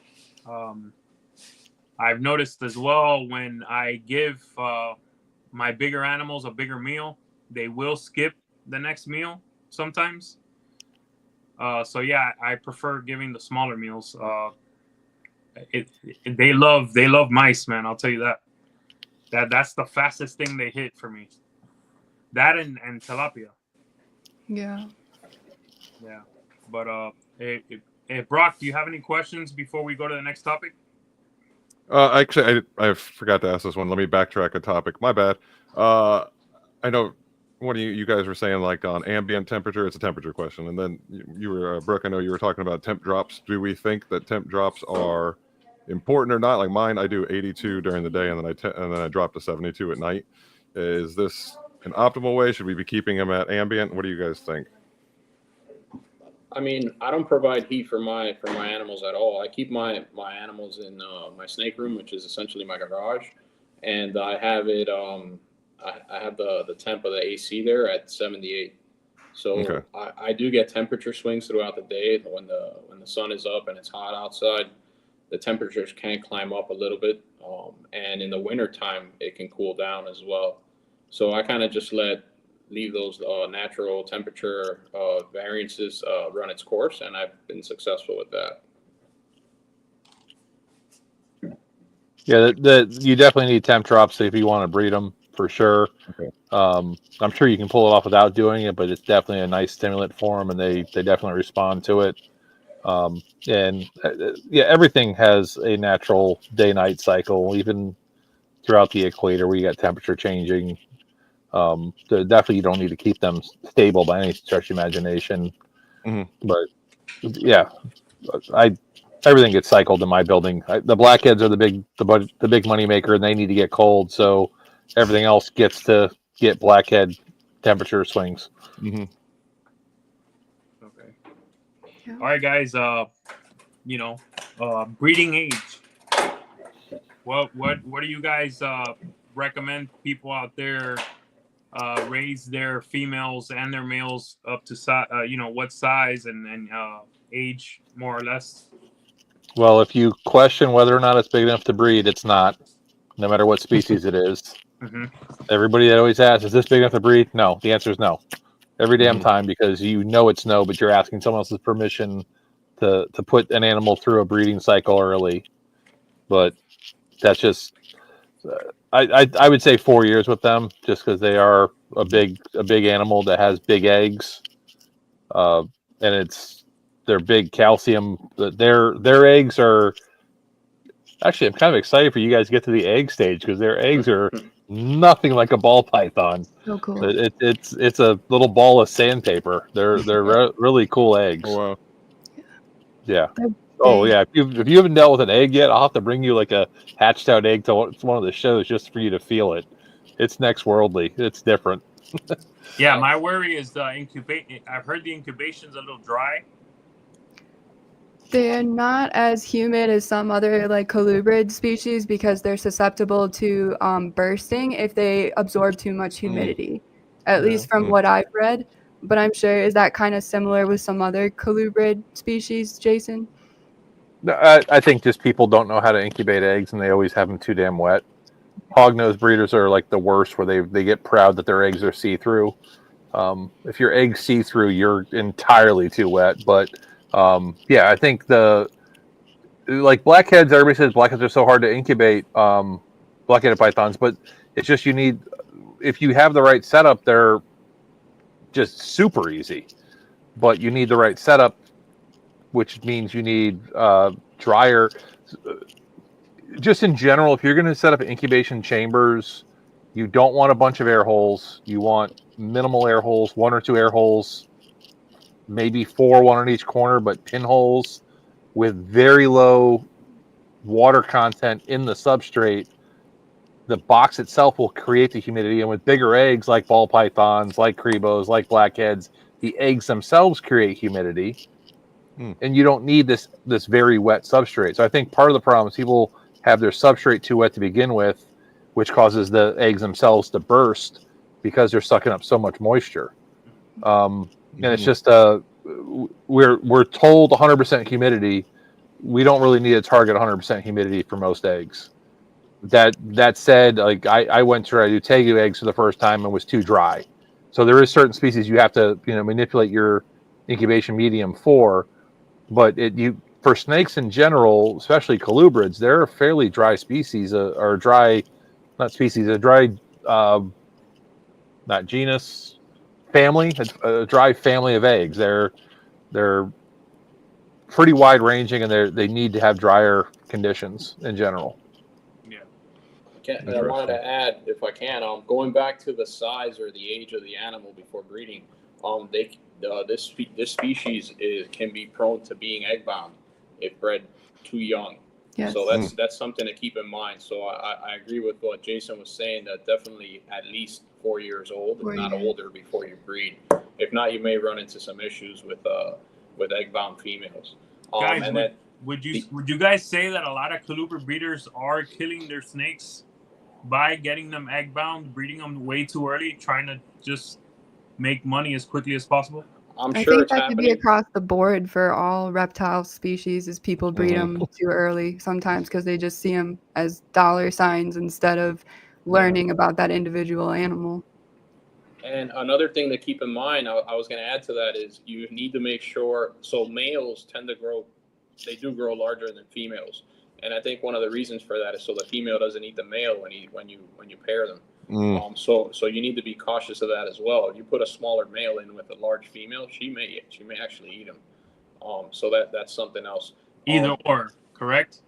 Either or will happen, but the males are thinking about breeding. They're not necessarily thinking about feeding during breeding season. The females are thinking about eating. So it can happen. That's just something to keep in mind. I've had clutches for the past 4 years now, or 3 years, and I've had 100% hatch rate. So I've had great success getting all my eggs to hatch. And I'm not really a snake breeder. I'm a blue tongue skink breeder, and they give live birth. I don't even have an incubator in my house. So it's been really easy for me. I use vermiculite. I put enough water in there where when I squeeze it, no water drips out, and it stays in a clump. I don't know what you guys are doing. And I keep them in my closet with my wife's permission. And I've had 100% hatch rate without any issues. So you're incubating them in the house at 70? At room temperature. So my house fluctuates in my closet 76 to 78, 79 degrees when I leave, and I raise the air during when I'm gone. And I've had 100% hatch rate doing it that way. I don't have an incubator. All the other colubrids and snake species that I breed, I do it the same exact way, and I have great success doing it. How about you guys? I incubated mine at 74 to 76. I was in a 1-bedroom apartment, so I could just heat my whole apartment to incubate them. So I had to do that for, it was 115 days. Wow. But I also read when I was learning about breeding them that if you incubated them over 78 degrees for a long period of time, they can develop spinal deformities. Is that true within Drymarchon? Have you guys heard that as well? I've never had it happen with mine, but I have read that, and I think it's higher than 80. I think is the temperatures in the low 82 to 84s. But from what I've researched and from people I've talked to, people have had mixed results. But I haven't had any kinks on any of my babies doing it the way I've been doing it for the past 4 years. Okay. I don't know Jason's opinion, but. Yeah. I'm lucky. I don't have to ask the wife's permission. I got a spare bedroom to throw them in, and I bring them out of the snake building into the house. The house is at 78 because I'm a Floridian, and that's cold for us. So it's 78 degrees in the spare bedroom, and the only thing I do is I'll block the vent off towards the end so they warm up a little bit towards the end. But yeah, they're a longer incubation time, and I think they're a winter breeder, spring layer going into summer hatcher. So I look at it as, would the natural temperature cycle be there, and it would be slightly raised up. So they're 77, 78 early on, And at the end, it's minute. It probably means nothing. But I also, on my python eggs, I night drop them. I do weird stuff with my incubation. But I kind of ramp them up a little bit towards the end. Like I said, I close off the vent in that room, so it bumps up to 78 to 80 degrees, somewhere around there at the hottest part of the day. Just a little bit. It kind of makes sense with the temperature, because I usually get eggs around April, which is still a little cooler outside. Right. But then they don't hatch till July. I usually average like around 110 days.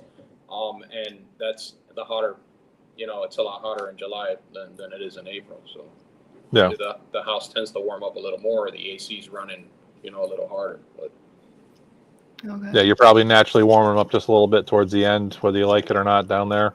exactly. Yeah. To touch on like the media to use for incubation and stuff, I use vermiculite as well. I use like a sterilite tote, and then I had ventilation on it, but then I put saran wrap over and did like little pinholes and then closed that up. But I only did like an inch or two of water, and then like where the eggs went, like I got that really saturated, but then the eggs on top, they were completely dry. And then I just like pushed them into the media a little bit. And that was how I had success hatching mine. So another thing I want to add that I do that I think is important, I put my eggs inside a shipping container, a styrofoam insulated shipping container, so it doesn't get changes in temperature as quickly. So Okay. I don't know if that Smart. makes a difference or not, but that's worked for me. So I just Okay. wanted to throw that out there. That's smart. I throw mine in perlite just because I like perlite. I don't have any good reason for it. But I for incubation medium, perlite or vermiculite are definitely my go-tos. I used vermiculite previously, and I don't remember why I quit, other than I think it was a little bit messy. But I use perlite now. What I don't recommend on eggs is sphagnum moss, not because it's not a good medium, but because it's an organic medium, whereas perlite and vermiculite are both inorganic. So if you do get the forward flies going in there because of a bad egg, it gives them an extra purchase within the egg box. So they have that sphagnum moss as a secondary thing to sit on, and it seems like it prolongs any issues with them and it kind of helps them along a little bit. So I just found it to be a little bit cleaner and more sterile for the egg incubation. All right, guys, let's get into inbreeding a little bit. And you guys could talk to me and Brock and the audience a little bit about that, because a lot of people don't understand and just don't get that part, because like ball pythons and a lot of other species are inbred like crazy, right? And most of the time they're okay. This is not that, correct? I'm probably an outlier on this. I don't think inbreeding is as big of a deal for the majority of the Crebo species out there outside of the indigos. Indigos where you have a big problem with it. And in some of the morphs with Drymarchon, there's been a problem with it. But in general, if you're asking me if I have, split belly scales on black-tailed Crebos that are still being imported, or yellow-tailed Crebos that are still being imported, there's tons of new blood in those species all the time. As long as you're not breeding grandson to granddaughter because you fail to outcross your lines, you're going to be fine. The Eastern Indigo, definitely there's issues there. I hear there's issues in the Exanthic Crebos. I've never kept them personally myself, but yes, it's an issue of you don't want to inbreed, but no, it's not something you need to be watching out for all the time. You just need to talk to your breeder and be like, hey, have you thought of outcrossing? Do you have an outcross here somewhere with your blacktails, yellowtails, Mexicans? And as long as they've got some sort of different lines, you should be fine. So you know what I'm saying? Like there's a big deal with Easterns. Okay. Easterns. The rest of them are fine. Is that because the Easterns have been so restricted for so long that they've already been inbred so many times? Yeah, that's what I was gonna say. I think it has to do with the fact that we're not getting 100%. new blood. 100%. We're not getting new Eastern blood. If you what I notice in going to market with these is that people come to me and be like, well, I read that there's any sort of split belly scutes that it's inbred. So I have two unrelated animals and they have a split belly scute. That's not inbred. It's just natural variation. Some animals have that. That's not a sign of inbreeding. That is an indication of inbreeding with indigos because there's issues with the indigo bloodlines. That's not an indication of inbreeding with animals that are F2s. Unrelated F2s are not inbred. That's just not. Even if you're breeding brother to sister on an F1, that's still not. Yes, you by definition that is inbreeding. You're not having inbreeding depression at F1.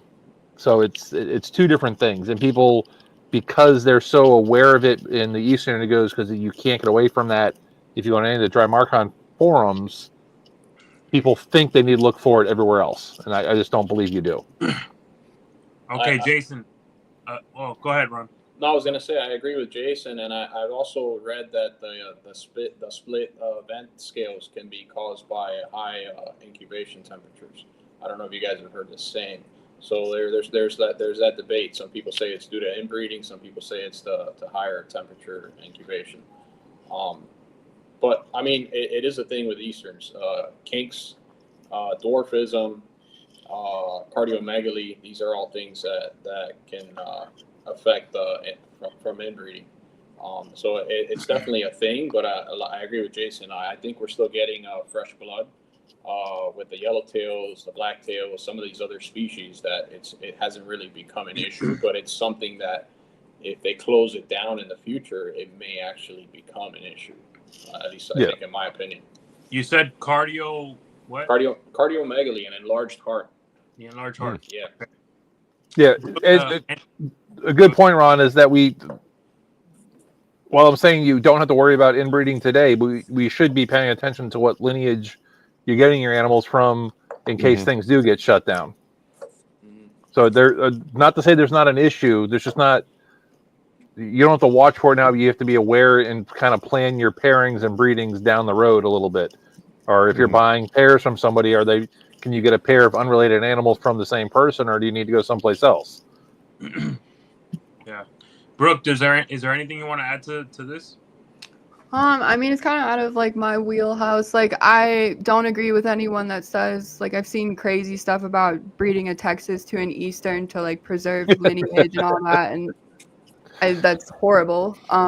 But as far as like the Gueros go, I don't think, or the Rubitus, we haven't really dealt with that because, I mean, I don't know. I just don't think they're as popular as like the Easterns and other stuff, and I only know a handful of people like producing them, so I just don't think we've like hit that bump in the road yet, as far as I know, because there were some like that were brought in a couple years ago, and I've seen other people have like long-term captive ones and stuff, so at least we know there's like new genetics being brought in for them.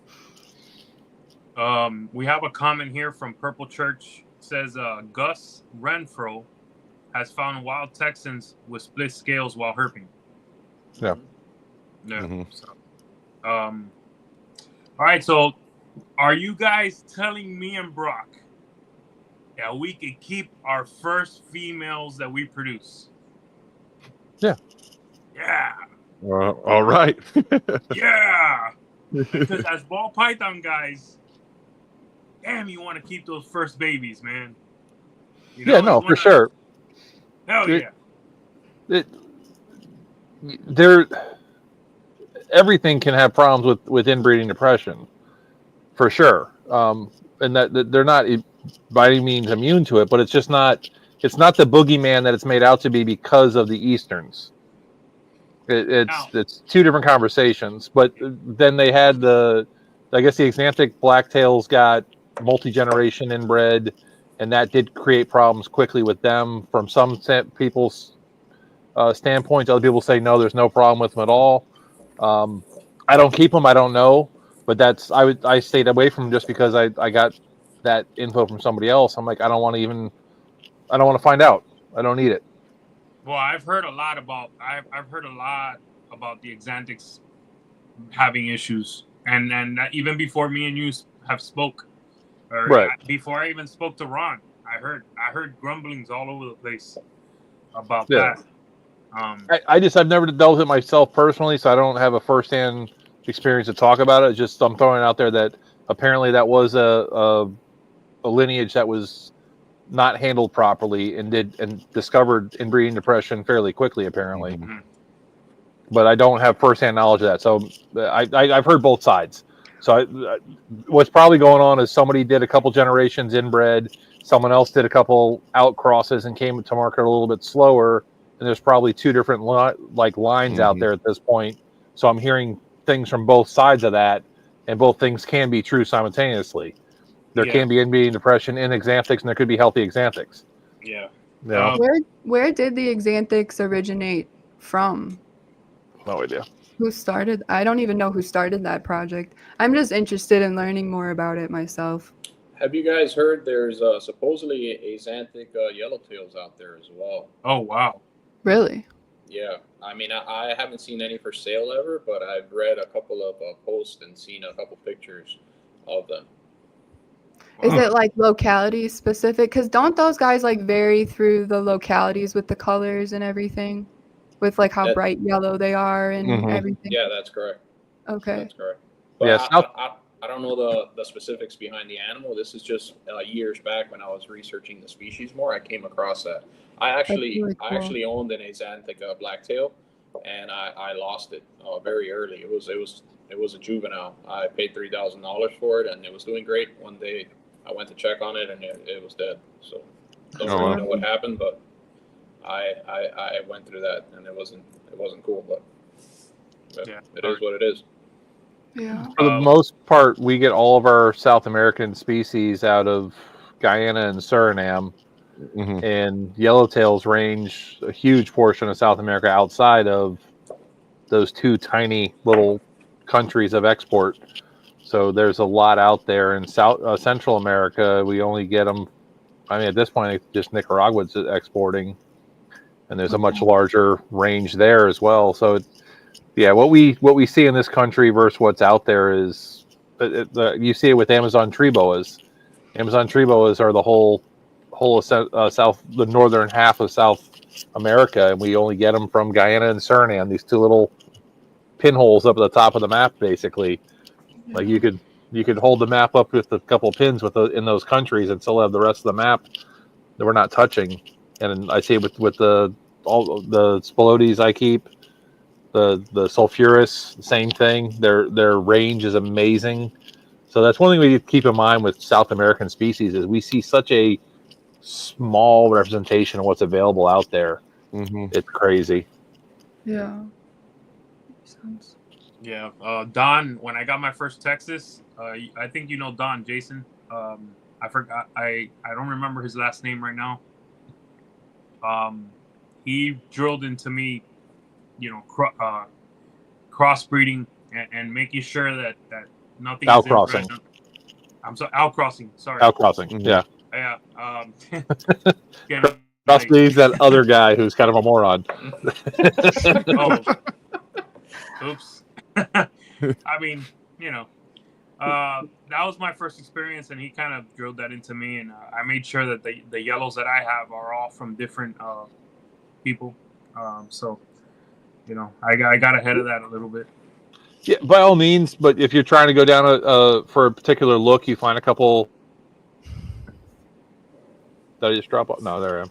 If you find a couple yellowtails that are the look you want, and you want to breed those and do an F1, back to that parenting to try to prolong that look, that's great. That's not going to be a problem. But it's not like I said, it's just not the boogeyman that everybody makes it out to be because of indigos. We do seem to see it a little bit quicker, but I wonder if that's because the different lines we see it in were fairly. To get the axanthic, was that already a fairly narrow gene pool to begin with? Is that how we got there to begin with? So if you were to go F1s to each other, right, and then you make whatever look you want, do you now need to outcross that blood? You would not go back again. It's kind of you play it by ear. I wouldn't be super worried about it personally. Not to say that you shouldn't. You should always be out crossing everything you're breeding, if it's at all possible. That's just good stewardship of your lineage. But at the same time, if you're going for a particular look, that's how you get that look. That is the line breedings breeding the trait.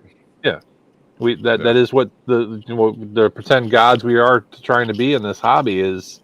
If you outcross everything, we don't have albinos. We don't have anything. If you're trying to chase something, you got to chase it.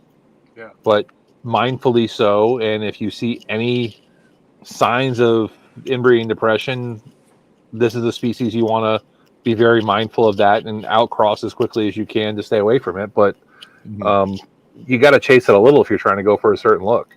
It's like we found I was in bed throwing up and trying not to die, but the group I was with found a beautiful yellowtail in Peru. And if we could get that look here, I would want to prolong that look and try to get more of that really beautiful animal. But we have to get that animal here, and we have to get one that looks like that look I want. I'd want to chase it. That's the only way you can do it. So like I said, just Drymarchon has the boogeyman of inbreeding that I think is undeserved for the most part. Okay. Emilio, go ahead. I just texted you a picture of an axanthic yellowtail that Brian Sharp was selling back in 2020 for $4,000. I'm gonna send it to Crystal real quick so she can put it on the screen. Let me get off the screen real quick, guys. I'm gonna let you guys talk about to what I think is next in this game. I think you got Guerreros and the Yucatan Red. That Yucatan Red is bonkers. Yep. What you guys could talk about that. Yeah. I mean, I think they're insane looking.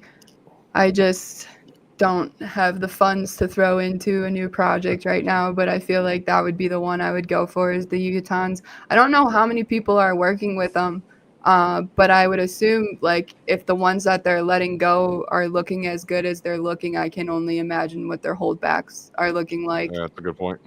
So it's just going to be interesting to see who comes out on top with the Yucatans, and then if I'm like dragging my feet too long on the project that like I'm not going to get in it where I'll have some of the nicer looking ones. Like it's kind of something, I don't know. I've been definitely eyeballing the project, but it's one of those projects where it's like, I don't know if the turnout's going to be as good if people are already like making their way with some really nice looking Yucatans. Yeah, we have a comment in the chat saying that not all Yucatans are created equal. Some come out really brown. Yeah. Yeah. I mean, I still think those ones look pretty phenomenal though. Like seeing like a big adult, like chocolatey looking adult is pretty damn cool in my opinion. But I just think all Drymarchon are unique and interesting, and you still have that really cool eyeliner on them. They still have that really cool like war paint look. So you can't really go wrong, but I'm just, from the pictures I've been seeing of the ones available, it just makes me wonder what the holdbacks look like. Yeah. I have a really chocolatey Suma-like blacktail that I was able to pick out. I'm in love with him. I can't wait to see how he ages. That boy is special to me. So I was talking to Wilder a little bit today, and he told me that yellowtail Crebos will change even into adulthood as they shed. They'll continuously change. Is that also in? Does that also go into the blacktails, the Guerreros, and the other stuff you work with? For the Guerreros, yes. Someone wants to speak on the others because I have not had experience. Well, I was just thinking, I wonder how that's going to affect the Yucatans. I'm curious to see how babies, the bright red ones right now, how they're going to look as adults versus the ones that aren't as red, and how they're going to turn out. But yeah, I agree with the yellowtails that the baby you purchase is not. It's going to look completely different as an adult. They just keep getting brighter and brighter as they get older. and it's hard. It's hard to predict. It's hard to find which ones you want to hold back, because you really don't know how they're going to turn out at the end. You know. Mm-hmm. Yeah. I'm just realizing as you're saying that with the yellowtails that I'm pretty sure I have seen the pictures of the Xanthic yellowtails, and they looked fairly bland as babies, and then turned into something pretty nice looking, if I remember right. Oh, okay. But not. It was a variant within the clutch, but held back and looked better later on. But yeah, I think the species as a whole kind of gets better looking as it gets older. All right. The genus rather, not the species. I have a question for you guys because this is another topic. I know we're going. I'd say let's do another 20, 30 minutes if you guys are okay with that. Would you guys agree that the unicolors are everyone's stepchild? Am I being mean right now? I don't have any unicolors. I've seen some that look spectacular, and I've seen some that, to me, haven't really caught my eye. But Same. I mean, I think they're cool, but again, there's a lot of variability in that subspecies as well. Okay. Yeah, I'd agree. I've seen some really stunning ones and some very bland ones, and I'd never fell in love with them. But I didn't fall in love with any of them until I had some in hand, and I'm sure if I had an opportunity to get a pair of unicolors, the genus as a whole, the personality is kind of consistent, though with some variants. There, pluses and minuses here and there, but they're such a good genus. It's hard to not fall in love with any of them. I think if you ended up with unicolors, you'd love them because they're still a Crebo. Yeah. They're still a Drymarchon. They're still going to be cool, and that intensity and that thing about them that draws us to them as it is now. Yeah, Wilder, he sent me a picture of a uni today, and I was like, yo, that's just not my thing. They're cool. And he's like, a lot of people say that, but these are they're even calmer than blacktails. That's what he said to me. Yeah. Yeah. So, I guess everything, I guess, as keepers, sometimes we want more color, right? I don't know. And sometimes you got to see it in person too. Some things that you don't see in person, you don't grab you, and you see it in person, you're like, whoa, what is this? Yeah, I'm bringing the ball python world into Crebos right now. I also think with generational breeding, the babies do also calm down to a degree, where they're not as agitated as some of the long-term captive individuals you can stumble upon. But I kind of just foresee as I breed more and more that the babies will get more and more calm as soon as they hit that certain age where they have that confidence. But I have noticed, at least I can handle my babies that I've produced a lot easier than my long-term captive female. She'll let me handle her, but it's not her favorite thing, where the babies, getting them out and taking pictures with them and stuff, they do enjoy being out and being looking around, making eye contact, being held to a degree. That's cool. I could tell you that Jason's blacktail, I took her out this week for pictures, and that animal's super calm. And I ask, I bring Wilder up a lot. He was supposed to be on here, but he had some things to do. I told him about the interaction with the animal and how it was reacting to being outside. And I almost attributed it to excitement with the way it was tongue flicking and the way it was reacting to being outside.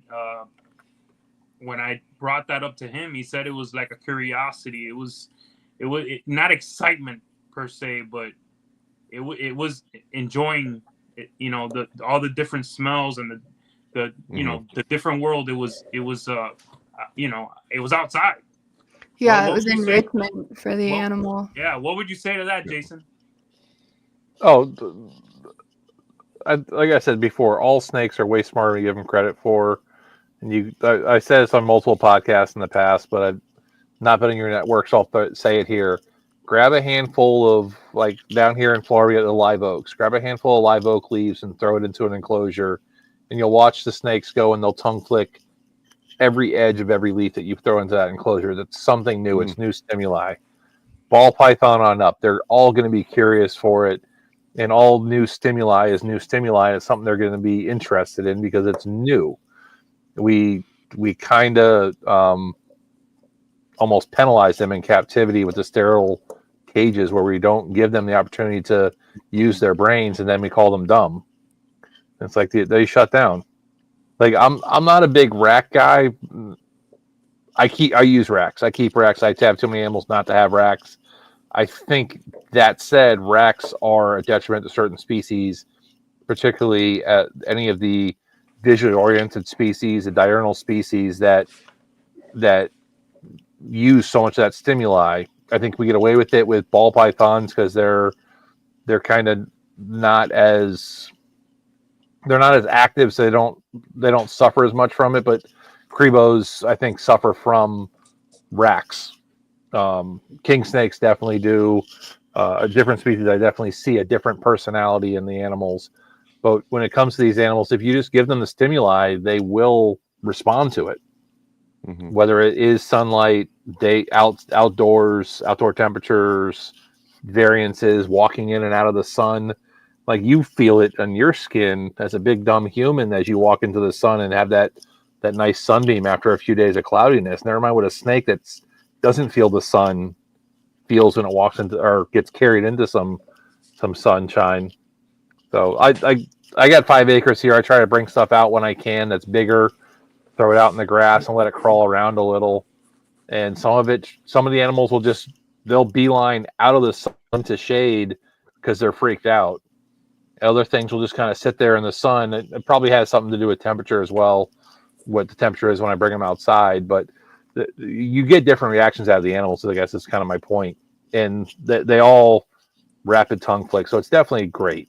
But if you can't bring them outside, you don't have that opportunity, you can still grab leaf litter to throw in there with them. Give them different smells. Yeah, I found that to be very cool. Again, paying attention to the animal, learning their behaviors. I love this aspect of learning, new species. Anything else you guys wanted to add to that? No? All right. Suggestions to potential keepers. Anything you would suggest to someone new that's listening to us today? That one thing to worry about. Aside from everything we talked about today. Or did we covered everything, right? Yeah, I mean, I think it's just important to make sure that those animals stay clean and they have good ventilation, and then they always have access to water because they are very susceptible to like being dehydrated. So just making sure you stay on top of those things. I don't think they're as like crazy advanced as some people like portray them to be, but it's just people that are used to keeping a python or a boa versus a colubrid. It's a different type of animal, but like Ron has like blue tongues, and like those are going to have higher metabolisms too. So like you kind of understand the upkeep that you're getting to like within that animal.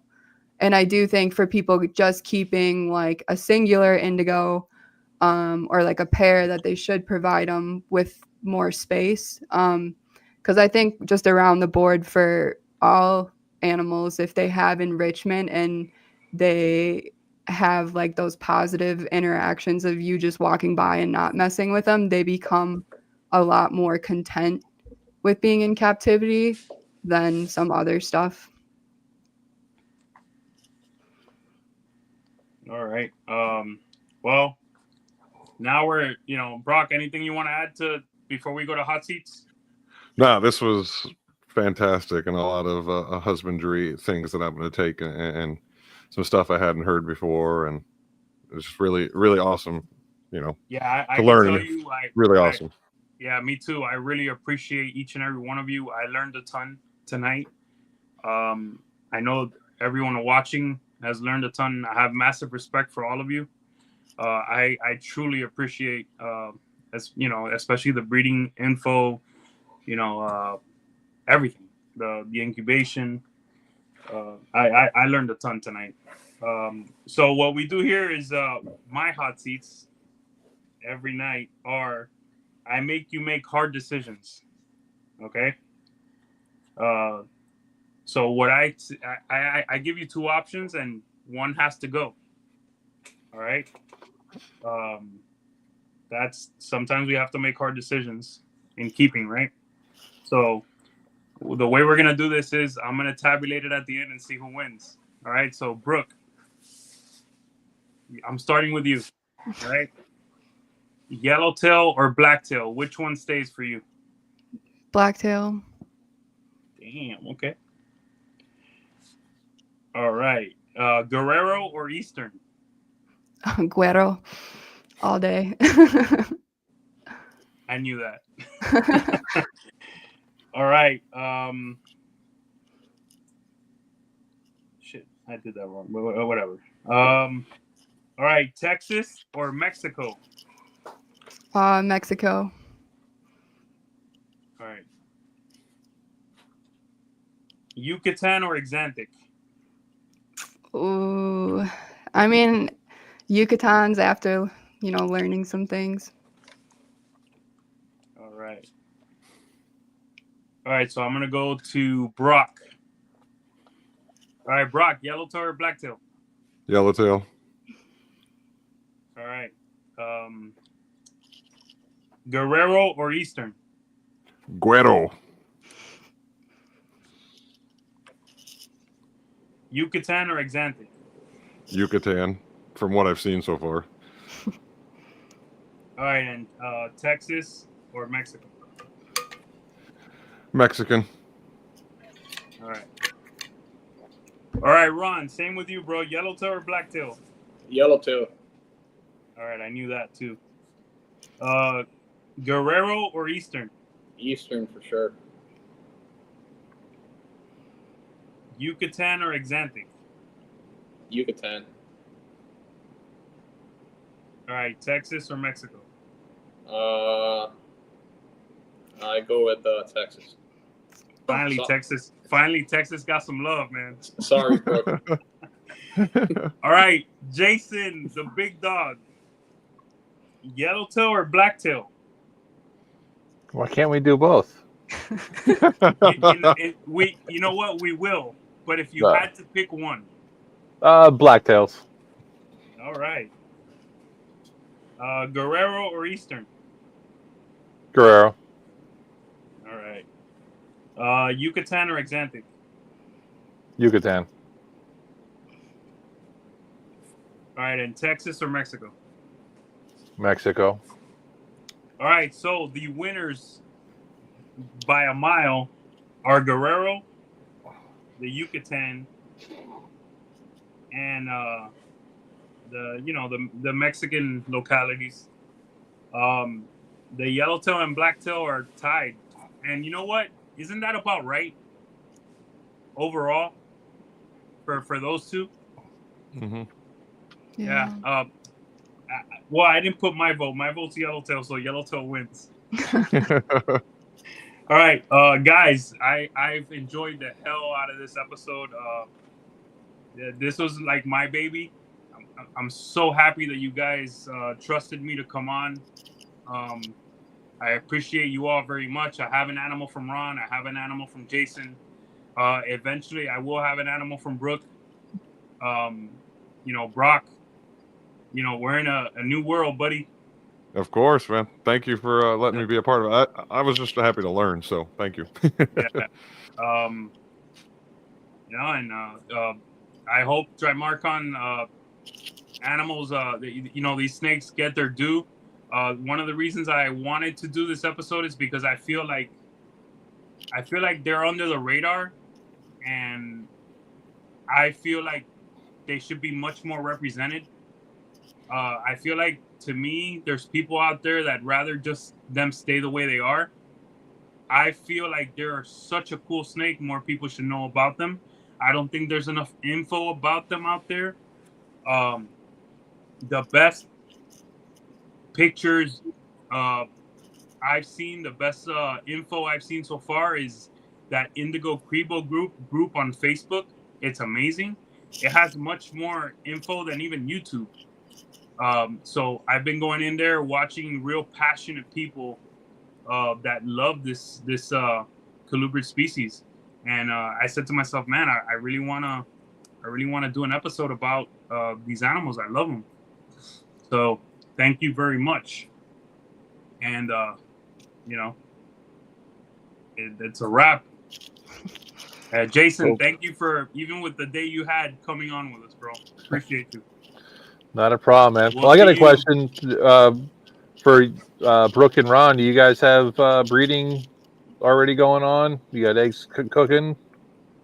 I haven't had any eggs drop yet, but I'm expecting. I usually get them in April.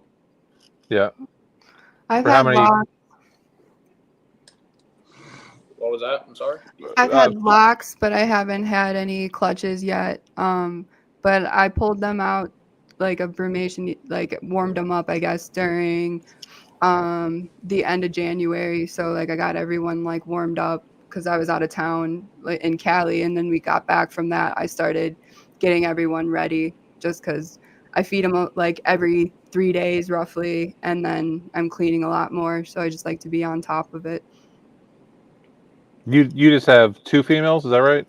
I have you're gonna 3 breed this year. 3 females you're going this year? Yeah. What about you, Ron? I just my one female yellowtail for this year. Next year I should have blacktails. I have a female that's large enough, but my male's too small for me to put in there. She's gonna eat him, so I'm holding off. They won't eat them. I don't know if I want to take that chance. So I threw some tiny males in this year just to get some different blood going, and they all lived. Okay, they did a lot of hiding, but they lived. That's good to hear. They did their business and then ducked underneath some hides and said, "I'm going to stay out of sight." But yeah, I got a couple female blacktails, yellowtail, and Eastern Mexican. Nice. So, any eggs yet, or you get eggs a little later as well? Yeah, I get them a little bit later as well, but they're all starting to get nice and thick, and they're still eating, but still growing. So when they stop feeding is when you're like, okay, it's time. So we didn't touch on that. I was just curious. Have you guys like felt for follicles or anything at all? Like, have you? Oh yeah. Do all your females have follicles already? Yeah. Okay. Yeah, I do with everything though. I don't know. I mean, I'm not I know the ball python world. You guys throw an ultrasound on them and cheat, but I like to just do that with everything I have and just kind of get. It's a letdown when you don't get everything you expect, but I try to like let every female crawl through my hands and see if I can feel that thickness in them and the growth going on. And all the Crebos have it right now. Nice. A few too many blackheads have it right now. It's a little scary with them. I might have problems there, but no, it seems like it's going to be a good year. Nice. That's awesome. That's awesome, guys. Yeah, can't wait to see the babies. Yes, hell yeah. Jason, you'll be at Tampa or at Reptilian Nation? Reptilian Nation, but then I'm skedaddling out of the country for a couple weeks to go to Australia. All right, so I'll see you this weekend. Nice. Yeah. Well, I'm gonna try. It's see what my wife thinks about Valentine's Day and all that. The day before, so we should be fine. Yeah. Are you gonna do any herping over there, Jason? Or that's all I'm doing, buddy. Oh wow, nice. All I'm doing. Where are you going again? Alice Springs. I'm going a few days earlier than the guys. I'm running up to the northern. Well, it's all Northern Territory. I'm running up to Kakadu National Park and Darwin, and then running back to meet the guys in Alice Springs, and then we're running out to Uluru and trying to do all the gorges between Alice Springs and Uluru for Rettles, pythons, and geckos and stuff. That's awesome. But a crap ton of driving and a crap ton of gas money and not very much food. I'm sure it'll be worth it though. Yeah, we're gonna have hotel rooms for like 3 nights at a a couple weeks. I had to ask for the hotel room before the plane flight home just to be not the stinky guy on the plane. So, Oh, enjoy, brother. I'm just going to be anxious the entire time about what eggs are not dropping or are dropping while I'm there. Yeah. But yeah, that's the terrifying part. I did not take that part in consideration. My anxiety has just gone up every day since I started feeling the follicles growing in these animals.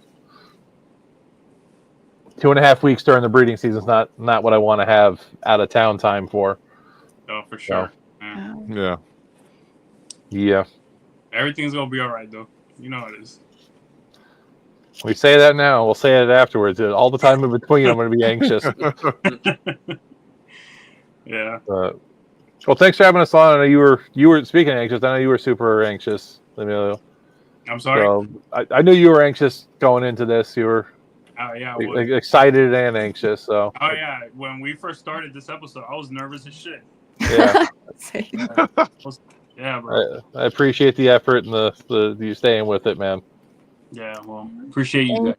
Thanks for letting me Very hang good. with you guys. It was a lot of fun. Nice Oh, to be that's next definitely. to some of the big dogs. Big dog. You're a big dog. What are you talking about? Wait. How many of us have a Drymarchon tattoo? I'm gonna get one. Only one of us. Who's that? You I got ahead of the game. I have a bull lens and a blackhead. I've been manifesting that blackhead from you since Daytona. I am gonna get one. I'll tell you that.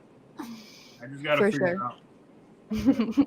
I'm a tech guy, bro. I got an exotic clown on my arm. You know, that's my love. Now I gotta have my other love on my other arm. You know. So. Yeah, for sure. Thank you guys for having me on as well. I had a great time.